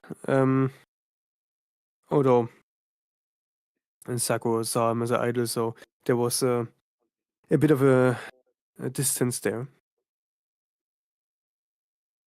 Yeah, because And yeah. that went on, yeah. No, go ahead.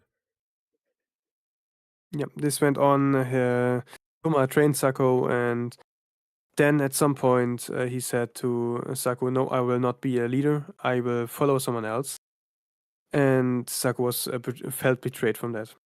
So Toma went to the Fruin and got with Umemiya in his crowd and helped him reach the top, while Sako went to the Lion's Den because he wanted to be stronger. Or rather, he was picked up in the Lion's Den by Jo and Shoji because he right, was strong. right. So Haragi wins the fight, um, but he treats his opponent very respectfully.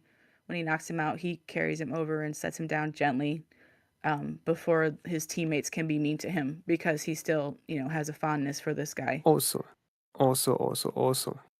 in this fight we get, which I wrote down because it was important for me enough to write my notes. We get the first time the song, which will Oh define yeah, to the be next fights. stronger. Yes. Yes, exactly. To be stronger for somebody. That's the lines we can hear from it. Yeah. That's I think the only lines we can actually hear from it. That's the only lyrics we have. And that pretty much defines it as well.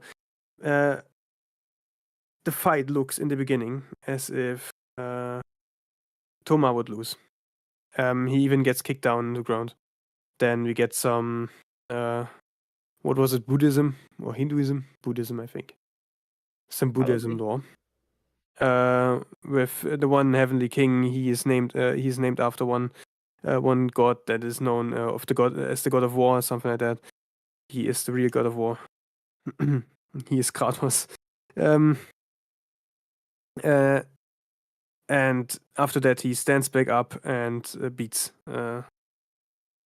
his little trainee. Because Toma fights for something, for his friends, for his school, and for his quarter of the town, while his enemy Sako did not. Sako only fought for himself. And this will be a theme for the next two battles as well. More or less. And this music pretty much undertones it, like to fight for somebody, to be stronger for somebody, having someone you have to protect will make you stronger by default, because we humans don't use all our muscles, by the way. We use I think 70%. I think at best. And our brain needs to be in a specific spot for us to use more, because if we would use more on a regular basis, we would destroy our own muscles. And there are a few spots that kind of bring us there to actually be stronger. And you know when that is? If you love something and you're about to lose it. Oh, Good point. Well, You know the well, stories of the 16-year-old girls that can suddenly pull up a pickup truck yeah, it's that because the adrenaline dad is rush. under it. Yeah, that Yeah, has to do yeah. with the adrenaline because of the emotional baggage of you need to protect this person or you need to help this person. Your body just releases so you can use all that extra muscle. Exactly. So your brain needs to be in a specific spot. It will be never to destroy something, but to protect something. That's why the scariest thing in the wild is a mother with her children. Don't get True. close to boar mother with her children. Don't get close to a bear mother with her children. They will be more dangerous than a male bear or boar that are just there without anything. They will go out of your way for the most part. But if it's a female mother, then you don't get close to them. They will kill you. Yep, that is a very good point. So that's just what I wanted to bring before we go further with the. No, Yeah. that's a cool thing to bring up. I like that. So that's pretty much the whole episode was that fight, and then Haragi goes and sits next to Umemiya, and basically says, "I don't want to talk about it." Umemiya says, "I wasn't gonna ask, but if you want to tell me, I'm ready." So just a moment of friendship between those two.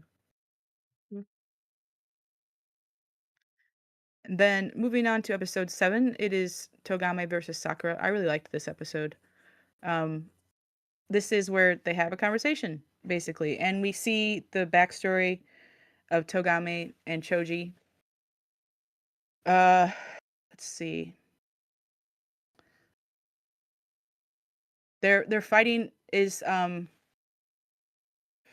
it's interesting because Sakura goes out full out, all out from the beginning, and Togame like he hits him hard, but it's clear that his heart really isn't in it. He's not enjoying the fight. He's not really trying that hard. He wants to beat Sakura for sure. Like he wants to prove that he's the strongest, but he just doesn't have that much will behind it. You can tell even in like, and this is what we were saying about how the show can show instead of tell on things like this is like through the way that through the body language, through the camera movements, even you can just see that Togame is not at his best and that he's kind of depressed probably. Um, and as the fight continues, Sakura's mad about this. It's like why aren't you fighting me? Why aren't you putting your all into this? Like I'm giving my all to you and you're not giving your all to me. And Sakura's also very upset about the original incident with the bridge, and he brings it up.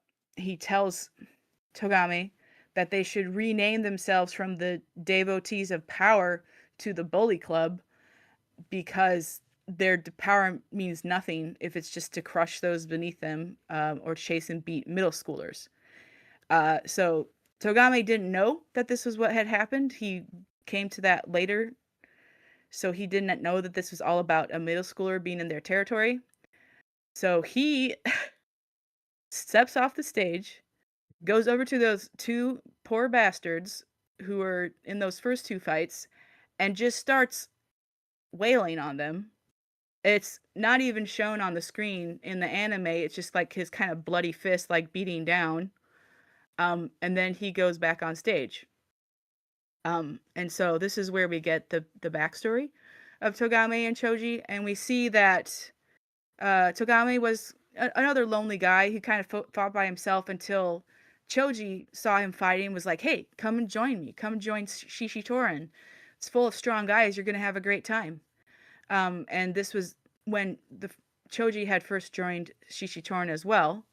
So these two guys fought together to like rise through the ranks, and they had a lot of fun.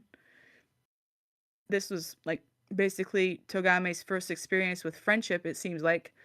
And he was really enjoying himself, having a good time fighting and being a devotee of power. But then when Choji became the leader, everything changed.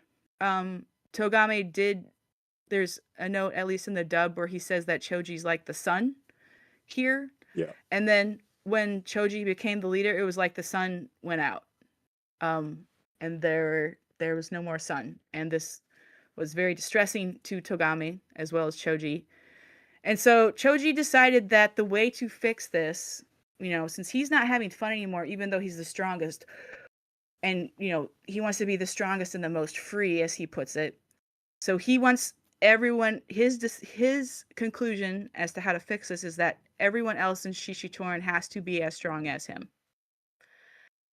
And so then, while he's telling Togame this, two of their guys come in dragging an injured member of the team who had been hit, beat up by a rival gang. And instead of fighting the other gang in revenge, Choji kicks the injured guy, tells him he's not fit to be part of Shishitoran, and you have to be stronger. You got to get out. And this is a nasty shock to Togame. This is not what he wants to see. But he doesn't have the will or the strength to argue with Choji's decision. So he says, "Well, if you're gonna do this, if this is your decision, then let me be your guard dog, basically. Let me be your brute squad.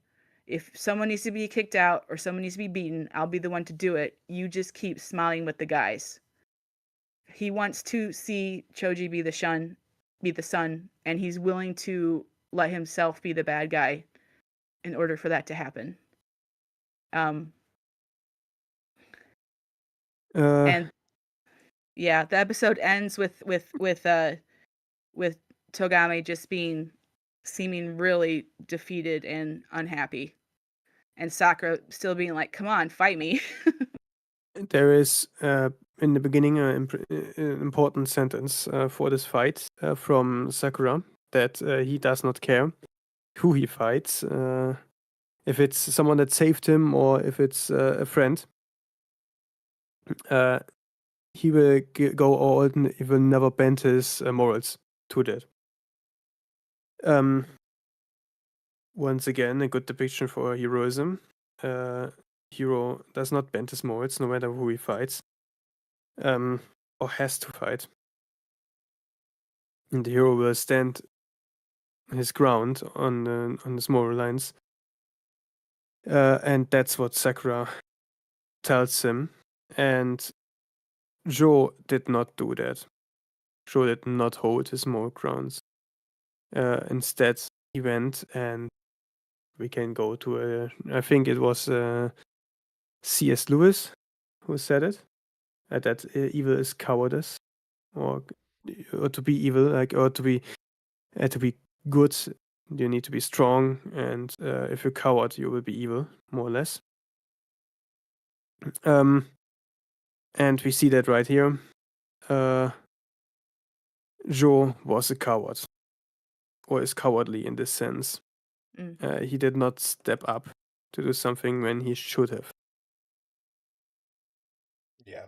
And that's what led him down to fight without a fighting will. Yeah, and I like the way they build up Tomei's story, where from him joining with Koji, everything was bright and sunny and a lot of bright colors. Then once he took over, once they showed him winning the leader spot, things changed. The dark colors, the cloudy skies came out, and yeah, I like Tomei's like, hey, you need to be don't change who you are. If you need somebody to skin people, I will skin people of their jackets. I will take you need to let the guys be you need to be the thing that draws people in to be together. So yeah, I really like the balancing of the way they animated this episode, especially towards the end.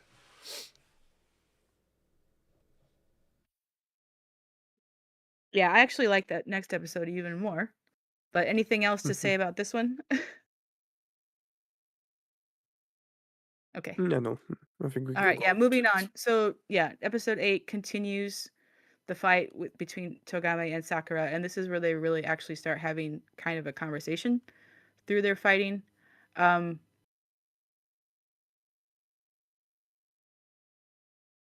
So as they're fighting, yeah, Sakura exclaims, "For me, no matter how strong my opponent, even that guy saved my life, I don't avert my eyes or distort who I am." And that hits Togame, because he did avert his eyes and compromise his ethics when Choji changed. And so they start fighting passionately, just very strong kicks, punches, whirling around each other, dodging, and they both start grinning. They're having a good time. And at the end they're both lying on the ground bloody, and Togame says, "I didn't know fights felt this good." And then they prepare for a last punch, and Togame remembers that feeling where he felt he should have challenged Choji instead of accepting. And then he lets Sakura hit him, and he falls to the floor, and he says, "I give up." Uh, Sakura is not happy about this at all. He really wanted his fight to be clean, but Togame was having like character development through the whole thing and this whole revelation. So like, Sakura, I'm sorry, I love you, kid, but you don't matter in this moment. What's happening right now is to Togame and his decision that he's not going to just go along to get along anymore, and being finally accepting of himself at that moment. So so as he's like, Sakura is spouting off like the little soon he is, Choji is excited to finally start fighting Umemiya, and he jumps up on stage and starts yelling for him to come up and fight with him. And then as Togame tries to talk to him, put a hand on his shoulder and say, "Hey, I was wrong. We need to change how things are doing it." Choji kicks him, which is honestly still, even after seeing all that Choji's done, is still a little shocking. Um, like the first time I watched the show, for sure, like, what, really? Like, even him? Like, this is how little Choji cares for anyone but himself and his own pleasure. Like, even his kind of best friend, his second in command, the guy who has been with him from the beginning and has always supported him and taken all the blows and even volunteered to like be the bad guy in his place. Even him, when that guy loses a fight, Choji kicks him when he's like, and is just cruel. So Sakura starts to swing on him because that is bad sportsmanship and Sakura don't like it. But fortunately, Umemiya gets up there in time to stop him.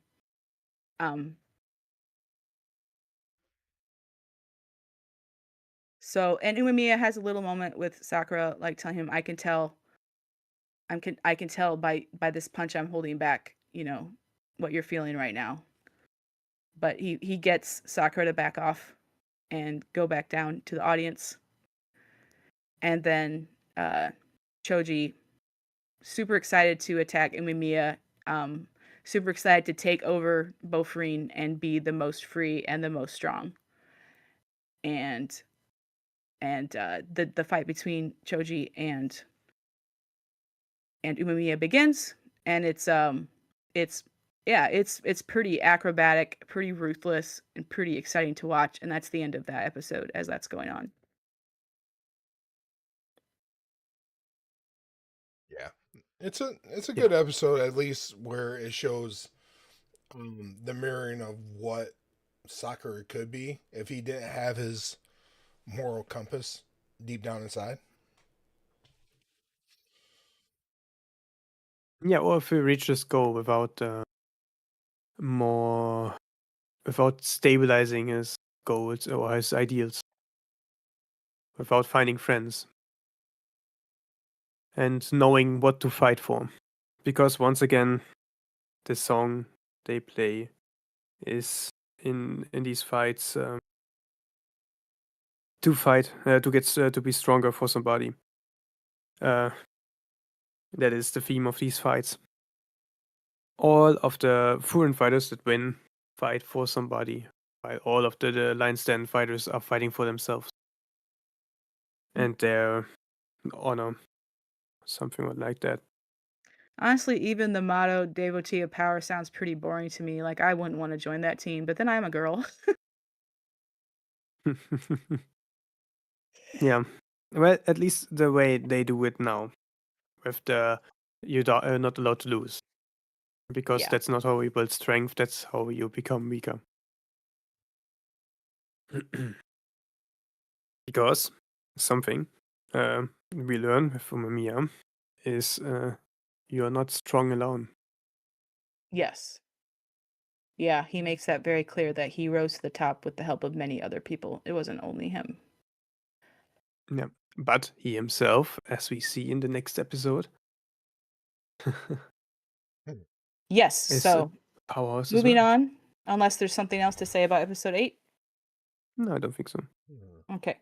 So episode 9 is Umemiya's style, and this is obviously continues the fight between Umemiya and Choji. And this is where we get that moment where Choji is punching and kicking and kicking and punching and it doesn't seem to be affecting Umemiya all that much. She says like, what's going on here? And Umemiya says, "Your fists have no weight because you're not fighting for anything." So they continue fighting. They have like an actual out loud conversation, not just with their fists.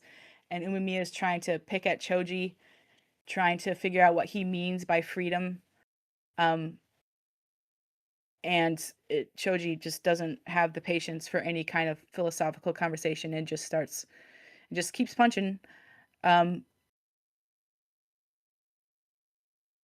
and Umemiya doesn't fight back to the point that Choji bites him on the throat. Yeah. And and, like Choji's like a wild animal. He's just like he has zero control, zero consideration. There's like nothing there but just wildness and desperation. And then Umemiya tells him, there's an answer in your heart.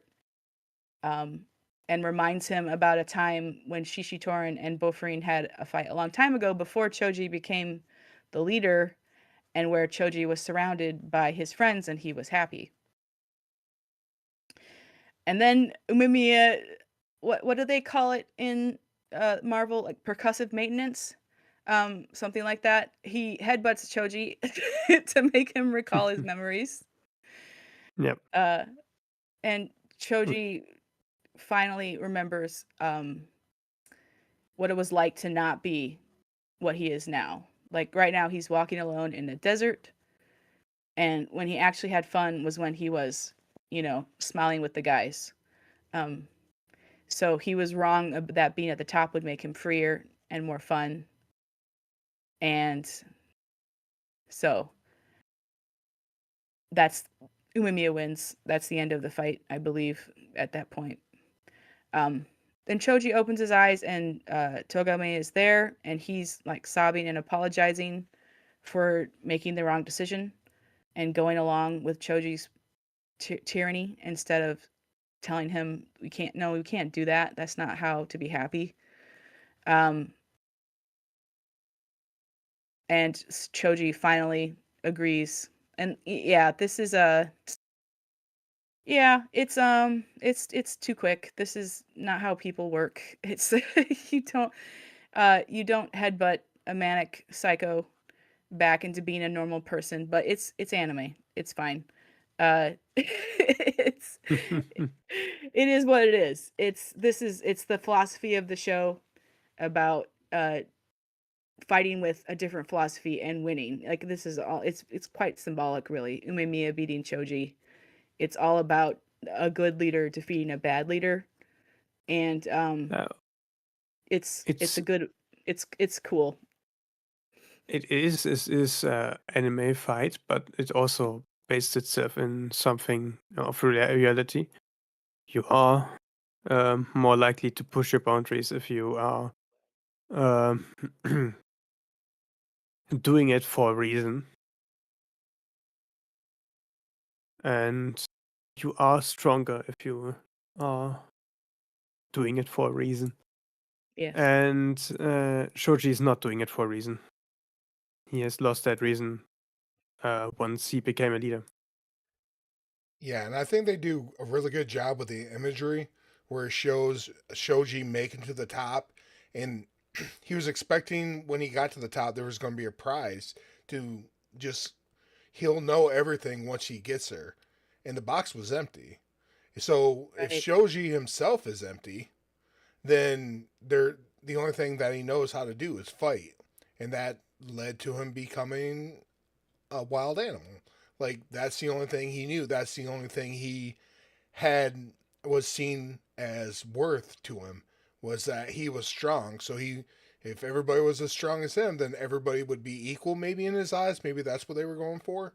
But I do like the imagery of like him getting there with his friends, opening the box, then he just had a mental breakdown because he didn't know what to do after that. He attained his goal. Like, what do I do after obtaining my goal? He didn't know what to do. Yeah, I did really like that moment with the empty box. It was a very clear image of what that feels like. So at the end of the episode, then Choji tells Umemiya, "Well, you have Shishitorin now, since that was his original deal. Was like whoever wins, like if he won, he was gonna take over Bofreen." And Umemiya's like, "What? I never said that." And says, "No, let's just be friends. Like we're just buddies now." Like, so that's a good ending for everything, despite the melodrama of it all. Yeah. Umemiya knows how much he can handle on his plate. Yeah, he's got plenty. He's got a whole town. And he barely runs his own town. Yeah, he's He's got got, his Exactly. garden. He's like, I got my garden, dude. I gotta grow yeah, So sprouts. he's got yeah, so dozens of guys, people helping him. Yeah. that was season 1. I Yeah. Yeah, that hope you're was season one. happy. We could stop So there. That honestly, yeah, that's the end of yeah, the that last full arc ending in season 1. Yeah. Yeah, and that like I said, that was Windbreakers. yeah, that there's a lot of like stories that could have been fleshed out a little bit more, and it does feel rushed, and it's meant to feel rushed. I think.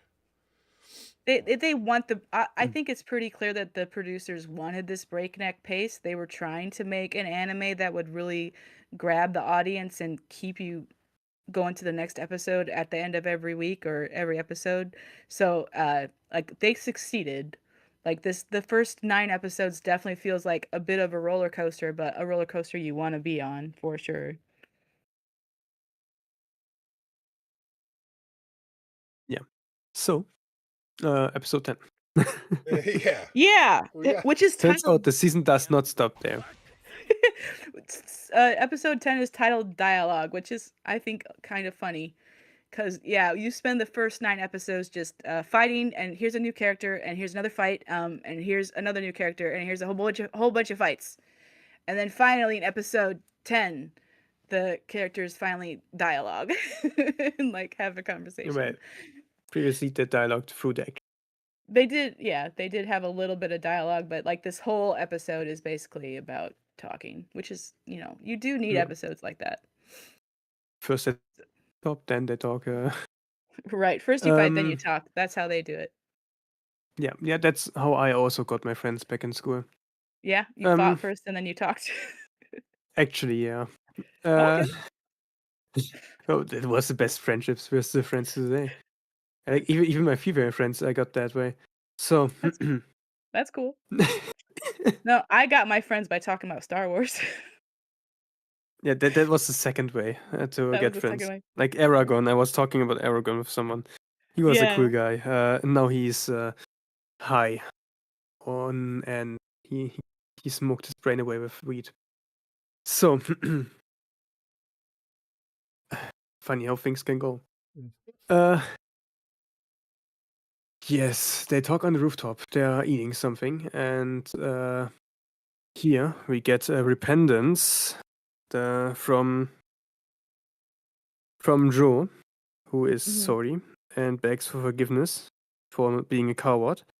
And what does our Jesus do? I mean, Sakura. He says, You have to be a "That's cool guy okay. now. Yeah, don't be Yeah, lame you have anymore. you have to better yourself. You have to show it through action." Um, I'm not bringing this up for no reason. Jesus, I mean. Uh, we are getting like to the aspect of forgiveness, which is once again a virtue. Hero is a heroism virtue that we see in our protagonist. Once again, our protagonists are unapologetically heroes, which we don't see often anymore, not even in hero shows. Like, so not often anymore that not even Superman at this point is heroistic anymore. And that also shows when you have, or when you forgive someone. You don't forgive someone just because they ask for forgiveness. Yeah. Joe is someone who saw his misdeeds and saw his wrong ways he went, and actually went about wants to change things. And then you can talk about, yeah, we can forgive you if your actions show what you want, what you're saying. The Christian value of forgiveness is not meant to just throw away all the sins someone had because they went once and said, yeah, Christ is king. That's not how this works. You have to show it in your actions that you now are a follower of that God, of Jesus Christ. Since some denominations, some others just want you to pay a bill, and some others just tell you to fuck off, do whatever you want. You are free of your sins. You have said Christ is king. Fuck you, Christian. Yeah. You can get on one letter, on one step. But more or less, that's like the one of the base Christians. I only care about the base Christians. Yeah, my church, as a part of repentance, it's a requirement to make restitution for your sins, if there are any that require that. And definitely Jesus in the Bible, when he forgave people's sins, he almost always followed it up with "Go and sin no more." So yes. Yes, exactly. You have to show it in your actions. If you don't show it in your actions, you don't forgive people. They are damned for hell. Well, so that was the rooftop talk and my TED talk about Christianity as a non-Christian. Not I am a Christian and I agree. So, right, then we go to the meme of Full Metal Alchemist Brotherhood. It's a terrible day for rain. It doesn't rain. No, it does. um, with Joe and Shoji as they're standing in front of their cage, the building, and they're eating the thing that Umemiya gave them. So then we go to the feast of another feast, actually, back in a restaurant where they talk about a dialogue with fists. Again, that was mentioned before the fight, and now it's mentioned again. Where we were able to see it in as viewers of the anime, how the back and forth was with their ideologies in the fight between Joe and Sakura, and then the fight with Umemiya and Shoji. But Sakura is completely oblivious to this, although he was clearly right there doing it. And then I think we get some lore on how to be a leader. Yep, that is in the first conversation actually with Yeah, Choji. right. Yeah, Choji asks Umiya how he's having fun, even while being at the top, because Choji was not having fun. And Umiya explains it's because of the people around him. And that's where he says that no one ever gets to the top by themselves. It's the people around you who help you. Um, And he says that if there'd been another way to fulfill his duties without being the leader of Bofreen, he would have chosen that path. He didn't really want to be at the top. He just had wishes he wanted to come true. And once he became the leader, his wishes became everyone else's as well. So because of that, he vowed to never lose, no matter what. So yeah, it's this again, this contrast between Umemiya having all these things he wants to feed his friends. He wants to protect his town. He wants everyone, that he has the ability to touch to be safe and happy.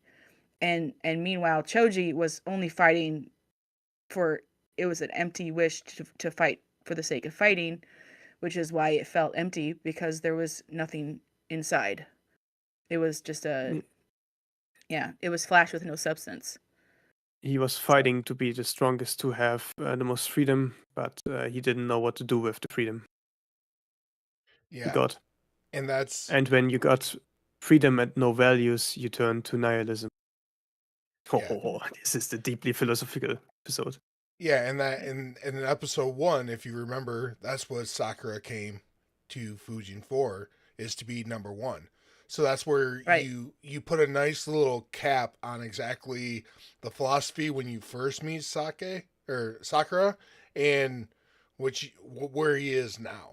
And you know, Choji was that linchpin that kind of brings that story. If you're going this route where you're only fighting, you fight to prove your self worth, you'll end up with nothing. Where what they learned in fooding is that if you're doing it for something, everybody has a purpose.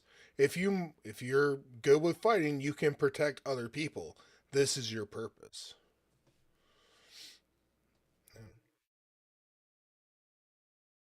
right. Yeah, it like I said, there's a lot of talking this episode, but it is important talking. There's a lot of character development and a lot of phil- philosophy. Tongue. All right. So, moving on, I think, unless there's something else. Nope. Okay. So, episode 11, new classmates. Once we're gonna introduce some NPCs. Well, not all of them are. I shouldn't say that. So we meet some other first years. There's Sugera, who is he's got like curly hair and a sports headband on his head. And he's trying to get everyone to tell him what their virtue is. Uh, and we also meet the pink-haired dude, Kuryu. Yeah. There are some personality clashes. They go to a cafe and Sugera keeps trying to get like he's a very cheerful muscle guy. I like muscle guys like this in anime. I love Mob Psycho 100, the Body Improvement Club. They're a similar kind of character Jim archetype. Bros. Good, Yeah, like actually, these are the not Jimbos. even also himbo, like kind, muscle bound, kind of dumb, but not but like you have to have all three or it's not actually a himbo. So yeah, he's kind, he's very focused on being physically strong, and he's not just the smartest. But so he's trying to push on Kiryu and get him to tell him. Kiryu's sitting at this other table with a girl who seems extremely shy. Like that's the first impression you get of her is that she's just really, really bashful. And the guys who are sitting at the other table like, oh, is that his girlfriend? Or like they didn't what's going on there, but they don't push. They don't ask because that's not really polite to ask. But still, Sugera is like, Kuryu, like tell me about your virtue, and then Kuryu ends up basically um like pushing him off and telling him, you're being loud, you're scaring the girl. And then Sugera is so extremely apologetic. He's like, I'm sorry, and he starts Yeah. like whispering. So yeah, it's a cute scene. And then so Kiryu decides it's too rowdy, so he's gonna take the girl somewhere else and treat her to a meal. And as they leave, they get harangued by a gang. And this is once again a gang that appears twice. Because as it turns out, Kuryu had previously rescued this girl from this little mob, and then they went away and came back with more guys. So now we get to see all of the first years taking on this gang. And we get to see all their fighting styles. And Suo stands in front of Nirei and the girl to protect them while it's going on. He has absolutely zero difficulty doing so. When someone tries to attack them, he just basically catches his fist and spins him off. And yeah, it's a pretty fun fight. I actually quite enjoyed this episode. And like this is the kind of introductory episode you expect to see much earlier in the season. Like, this is kind of goes back to the weird pacing thing, cause like yeah, this is normally how it would go in like a sports anime type show. Is like you have more inconsequential fights first, and then you build up to something that's more climatic, like the Shishitoran conflict, which lasted over 6 episodes. Um, but and so it's a little odd to have this episode here, but it's fun. I like it. I'm not sure what else to say about it. Kiryu also uses the martial arts of Chinese bullshittery. Yes. Because he got ki or something like that. Because that's how he actually punches people. Like he has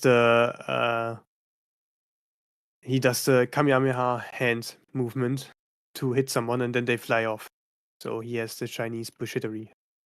Mm-hmm. Oh, and That's the Sugira cool. has this, this anime quirk where he has to let his opponent hit him first before he'll hit him back. And he's a pro wrestler type, so he is Yeah. German suplexes Yeah. the poor guy. His first, exactly. The first thing he does is a suplex. I really love suplexes. Yeah, it was a good looking suplex for sure. Oh, and the summary I'm reading right now does have the whole sign motto that they yell at the end of the fight. Anyone who causes pain, who brings destruction, who holds evil in their heart will be purged by Bofurine without exception. So that's the thing they yell at the end of a successful fight. And this is where all of the first years, like they start a group chat, they get everyone's contacts in their phones. Sakura has never done this before. He's very flustered by having a chat that's constantly going off. And they laugh at him. He's not tech savvy. They laugh at him like, what do you mean? He keeps trying to type a text and the chat has already moved on, which so relatable, actually. So very relatable. What do you mean? I'm very bad at typing on my phone. I'm very good at typing on a computer, so yeah. I like when they took his phone and the only contact he had was the weather updates. The weather. Yes. Yeah. And but like, this was made like a joke, but actually it goes deeper because he doesn't even have his mother or father in there. Yes. Well, yeah, and that's it's just the weather. Yeah. He doesn't have anyone. He doesn't even have like a foster parent or anything. It's like the nothing. weather. Yeah. And then, of course, he makes it back to the cafe the next day with, she finds out that he was just looking at his contacts like, why are you so interested in that? And then she's like, here, you can have my number too. And it's just, and you watch the imagery and it's just him with blushy cheeks, and it's nice that, because there are, like, if you were really watching this, there's very dark tones to it, and it's just got mascara all over of like gooey, blushy, cute boys. Yeah, and it's weird. It is. That's maybe It is very cute boy being cute, but also like it did make my heart ache because this guy is so desperately alone. Like this is the first time apparently that he's ever had friends on his phone, and so he's like fixated on it because he's never had it before. Like that's sad. It's cute, but it's also sad. Well, and I think that's what I mean with the absolute breakneck speed this season goes through. There's, if you would have set kind of more on this, like the emotional payoffs when you see those kinds of things, I think would hit a little bit more, kind of like in Haiku. Yeah.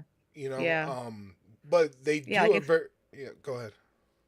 I was just gonna say, yeah, like if we'd seen his empty phone in like the first episode, and now we saw it all filled up, that would have been cool. But it's it's whatever. Slow process, but no, like I said, there's a lot of stuff that if you really watch it, you pick up the very like deep conversations that I think the original creator of the manga was trying to have in some ways. But Yeah. time for the pick me up. It's time to choose a class president. Well, a grade captain, which is different than a class president, Oh, but true. yes. Yeah. All right. Anything else on this episode? I think Okay. So episode 12 is about the first years at Furin deciding who's going to be their grade captain, which is different than the Four Kings. And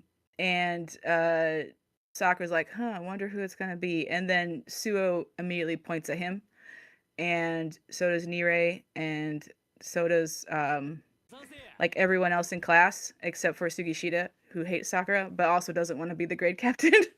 so, so then we meet some of the second years, like Kaji, who is the second year grade captain, and he has a couple of seconds who help him with stuff. And it does surprise Sakura to realize that Kaji is the grade captain because he's quiet and it's the other guy who's talking a lot.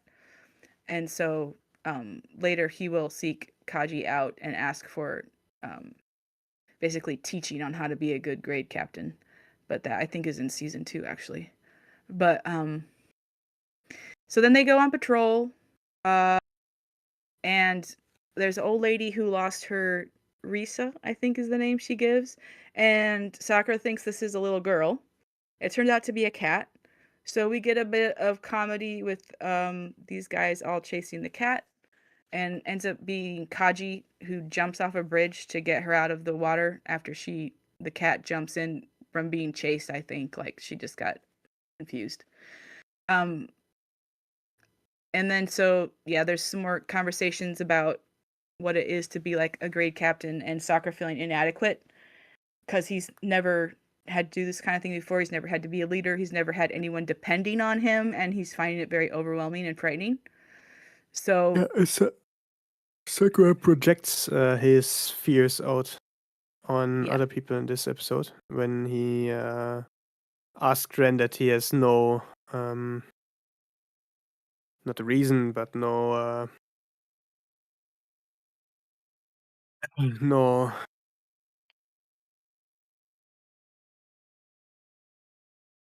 what's the word?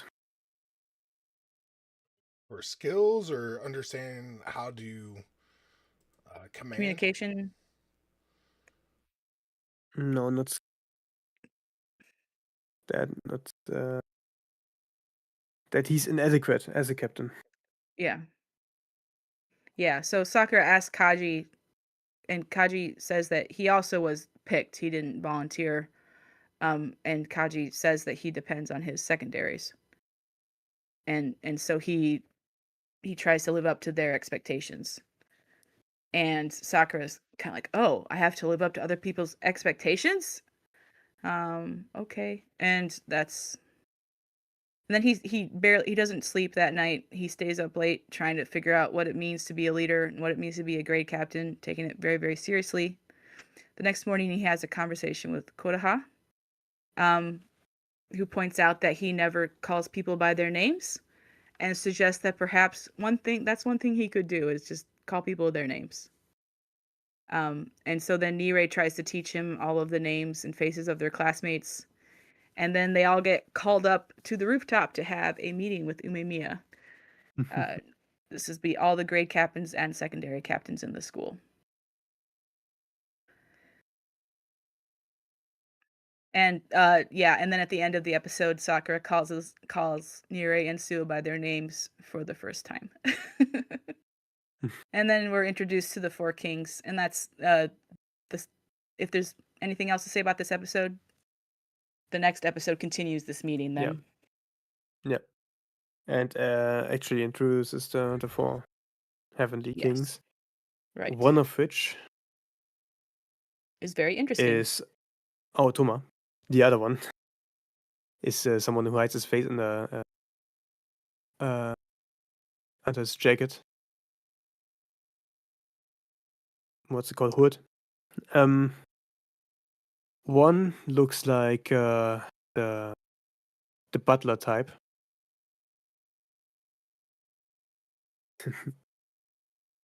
And one is a cross-dresser. Yep.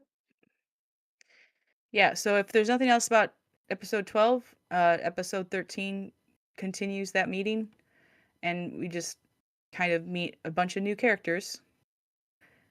And it's just like this little kind of almost like a coffee little get together where Umemiya just wants to talk to everybody now and then to keep tabs on everyone and make sure everyone's doing well. It's very relaxed, very casual. Again, it reminded me of like the kind of like a lunch you'd have at work where everyone like the company pays for some sandwiches and you all get to have a free sandwich and talk with your coworkers. It's like just staying around and chatting about nothing in particular.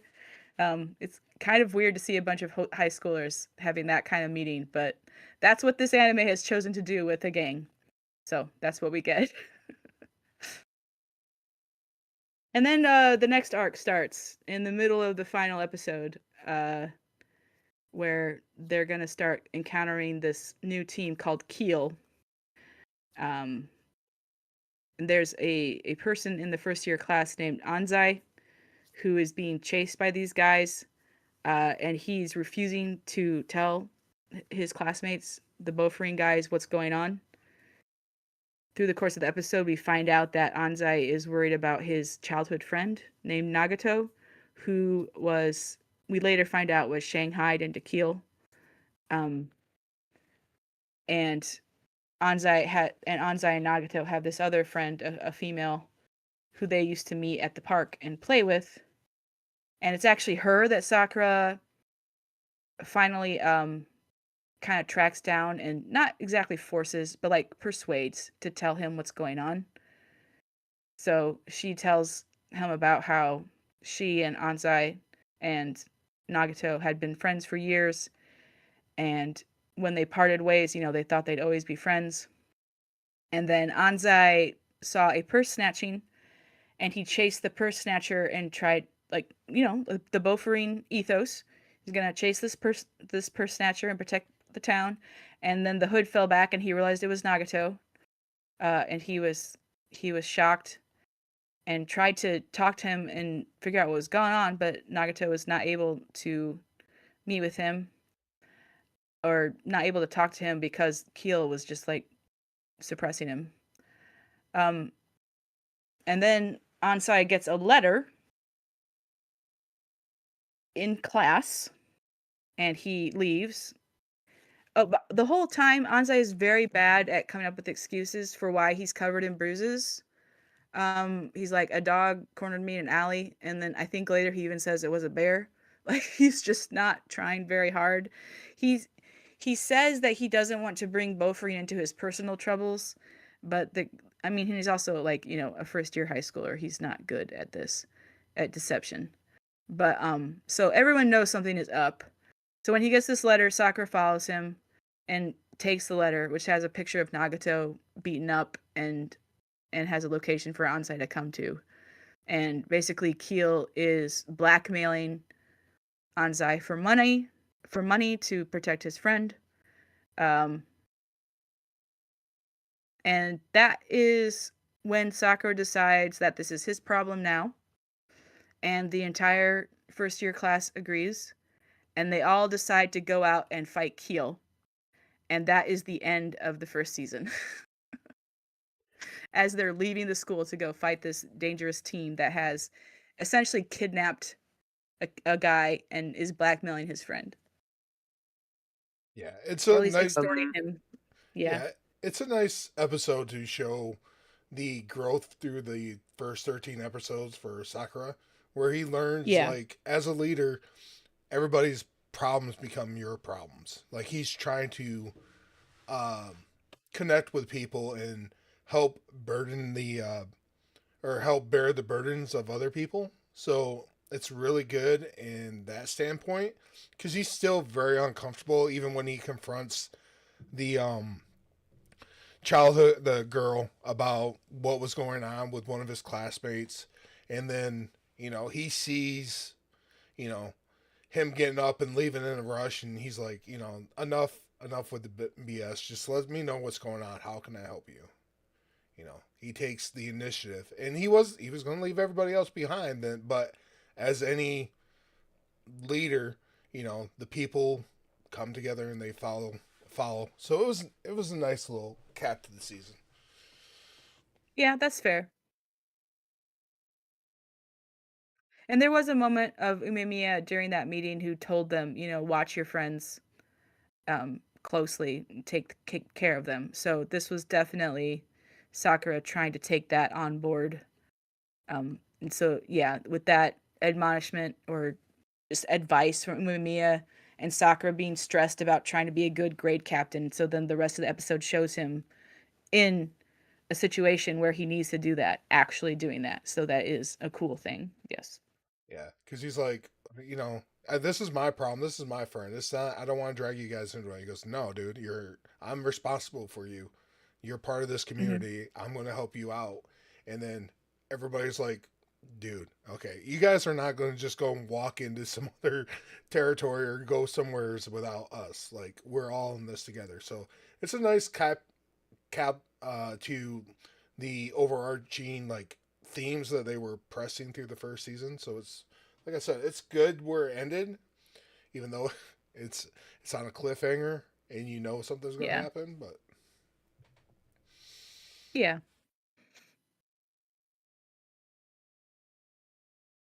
oh, did did we lose Wolf? Did he fall asleep? I don't know. You there, Wolf? Yeah. Okay. Well, giving so much philosophy this episode that I just went Yeah, down. you're good. You're good. You're good. No, no, no. And that's the thing about like there's a difference between I think a lot of people watching something and like really seeing what's trying to be said because I once again there's so much mascara on this show that there's very like important like meaning and threads that you could really dig into. Mm. Yeah. Yeah, I do like this whole If arc. I like Sakura, stepping up as a grade captain and trying to take care of his classmates. yeah, but this will lead to things that are where he has to learn still, Hmm. which are in the Yes. next season. Yes, Yeah, very much so. but overall a strong foundation pushing forward as far as like an anime series goes. There's a lot of good stuff in here. Yeah, I would definitely watch season 3 if it ever came out. I don't think I would ever take the time to read the manga because there's just so many things in my life I'm trying to do. But I'm sure I would enjoy it if I did read it. Yep. Well, do we want to end it here and debate if we're gonna go through season two, the dark arc? Uh, The dark arc. kind of. It Yeah, gets it gets a I think little it gets a little Hunter on us. Hunter X yeah, Hunter. it gets a little weird, but yeah, I let's end it here and we can definitely talk about season 2 next week. Right. For everybody Yeah. watching, we appreciate you showing up. Catch you in the next one. Yeah. Bye. Great to have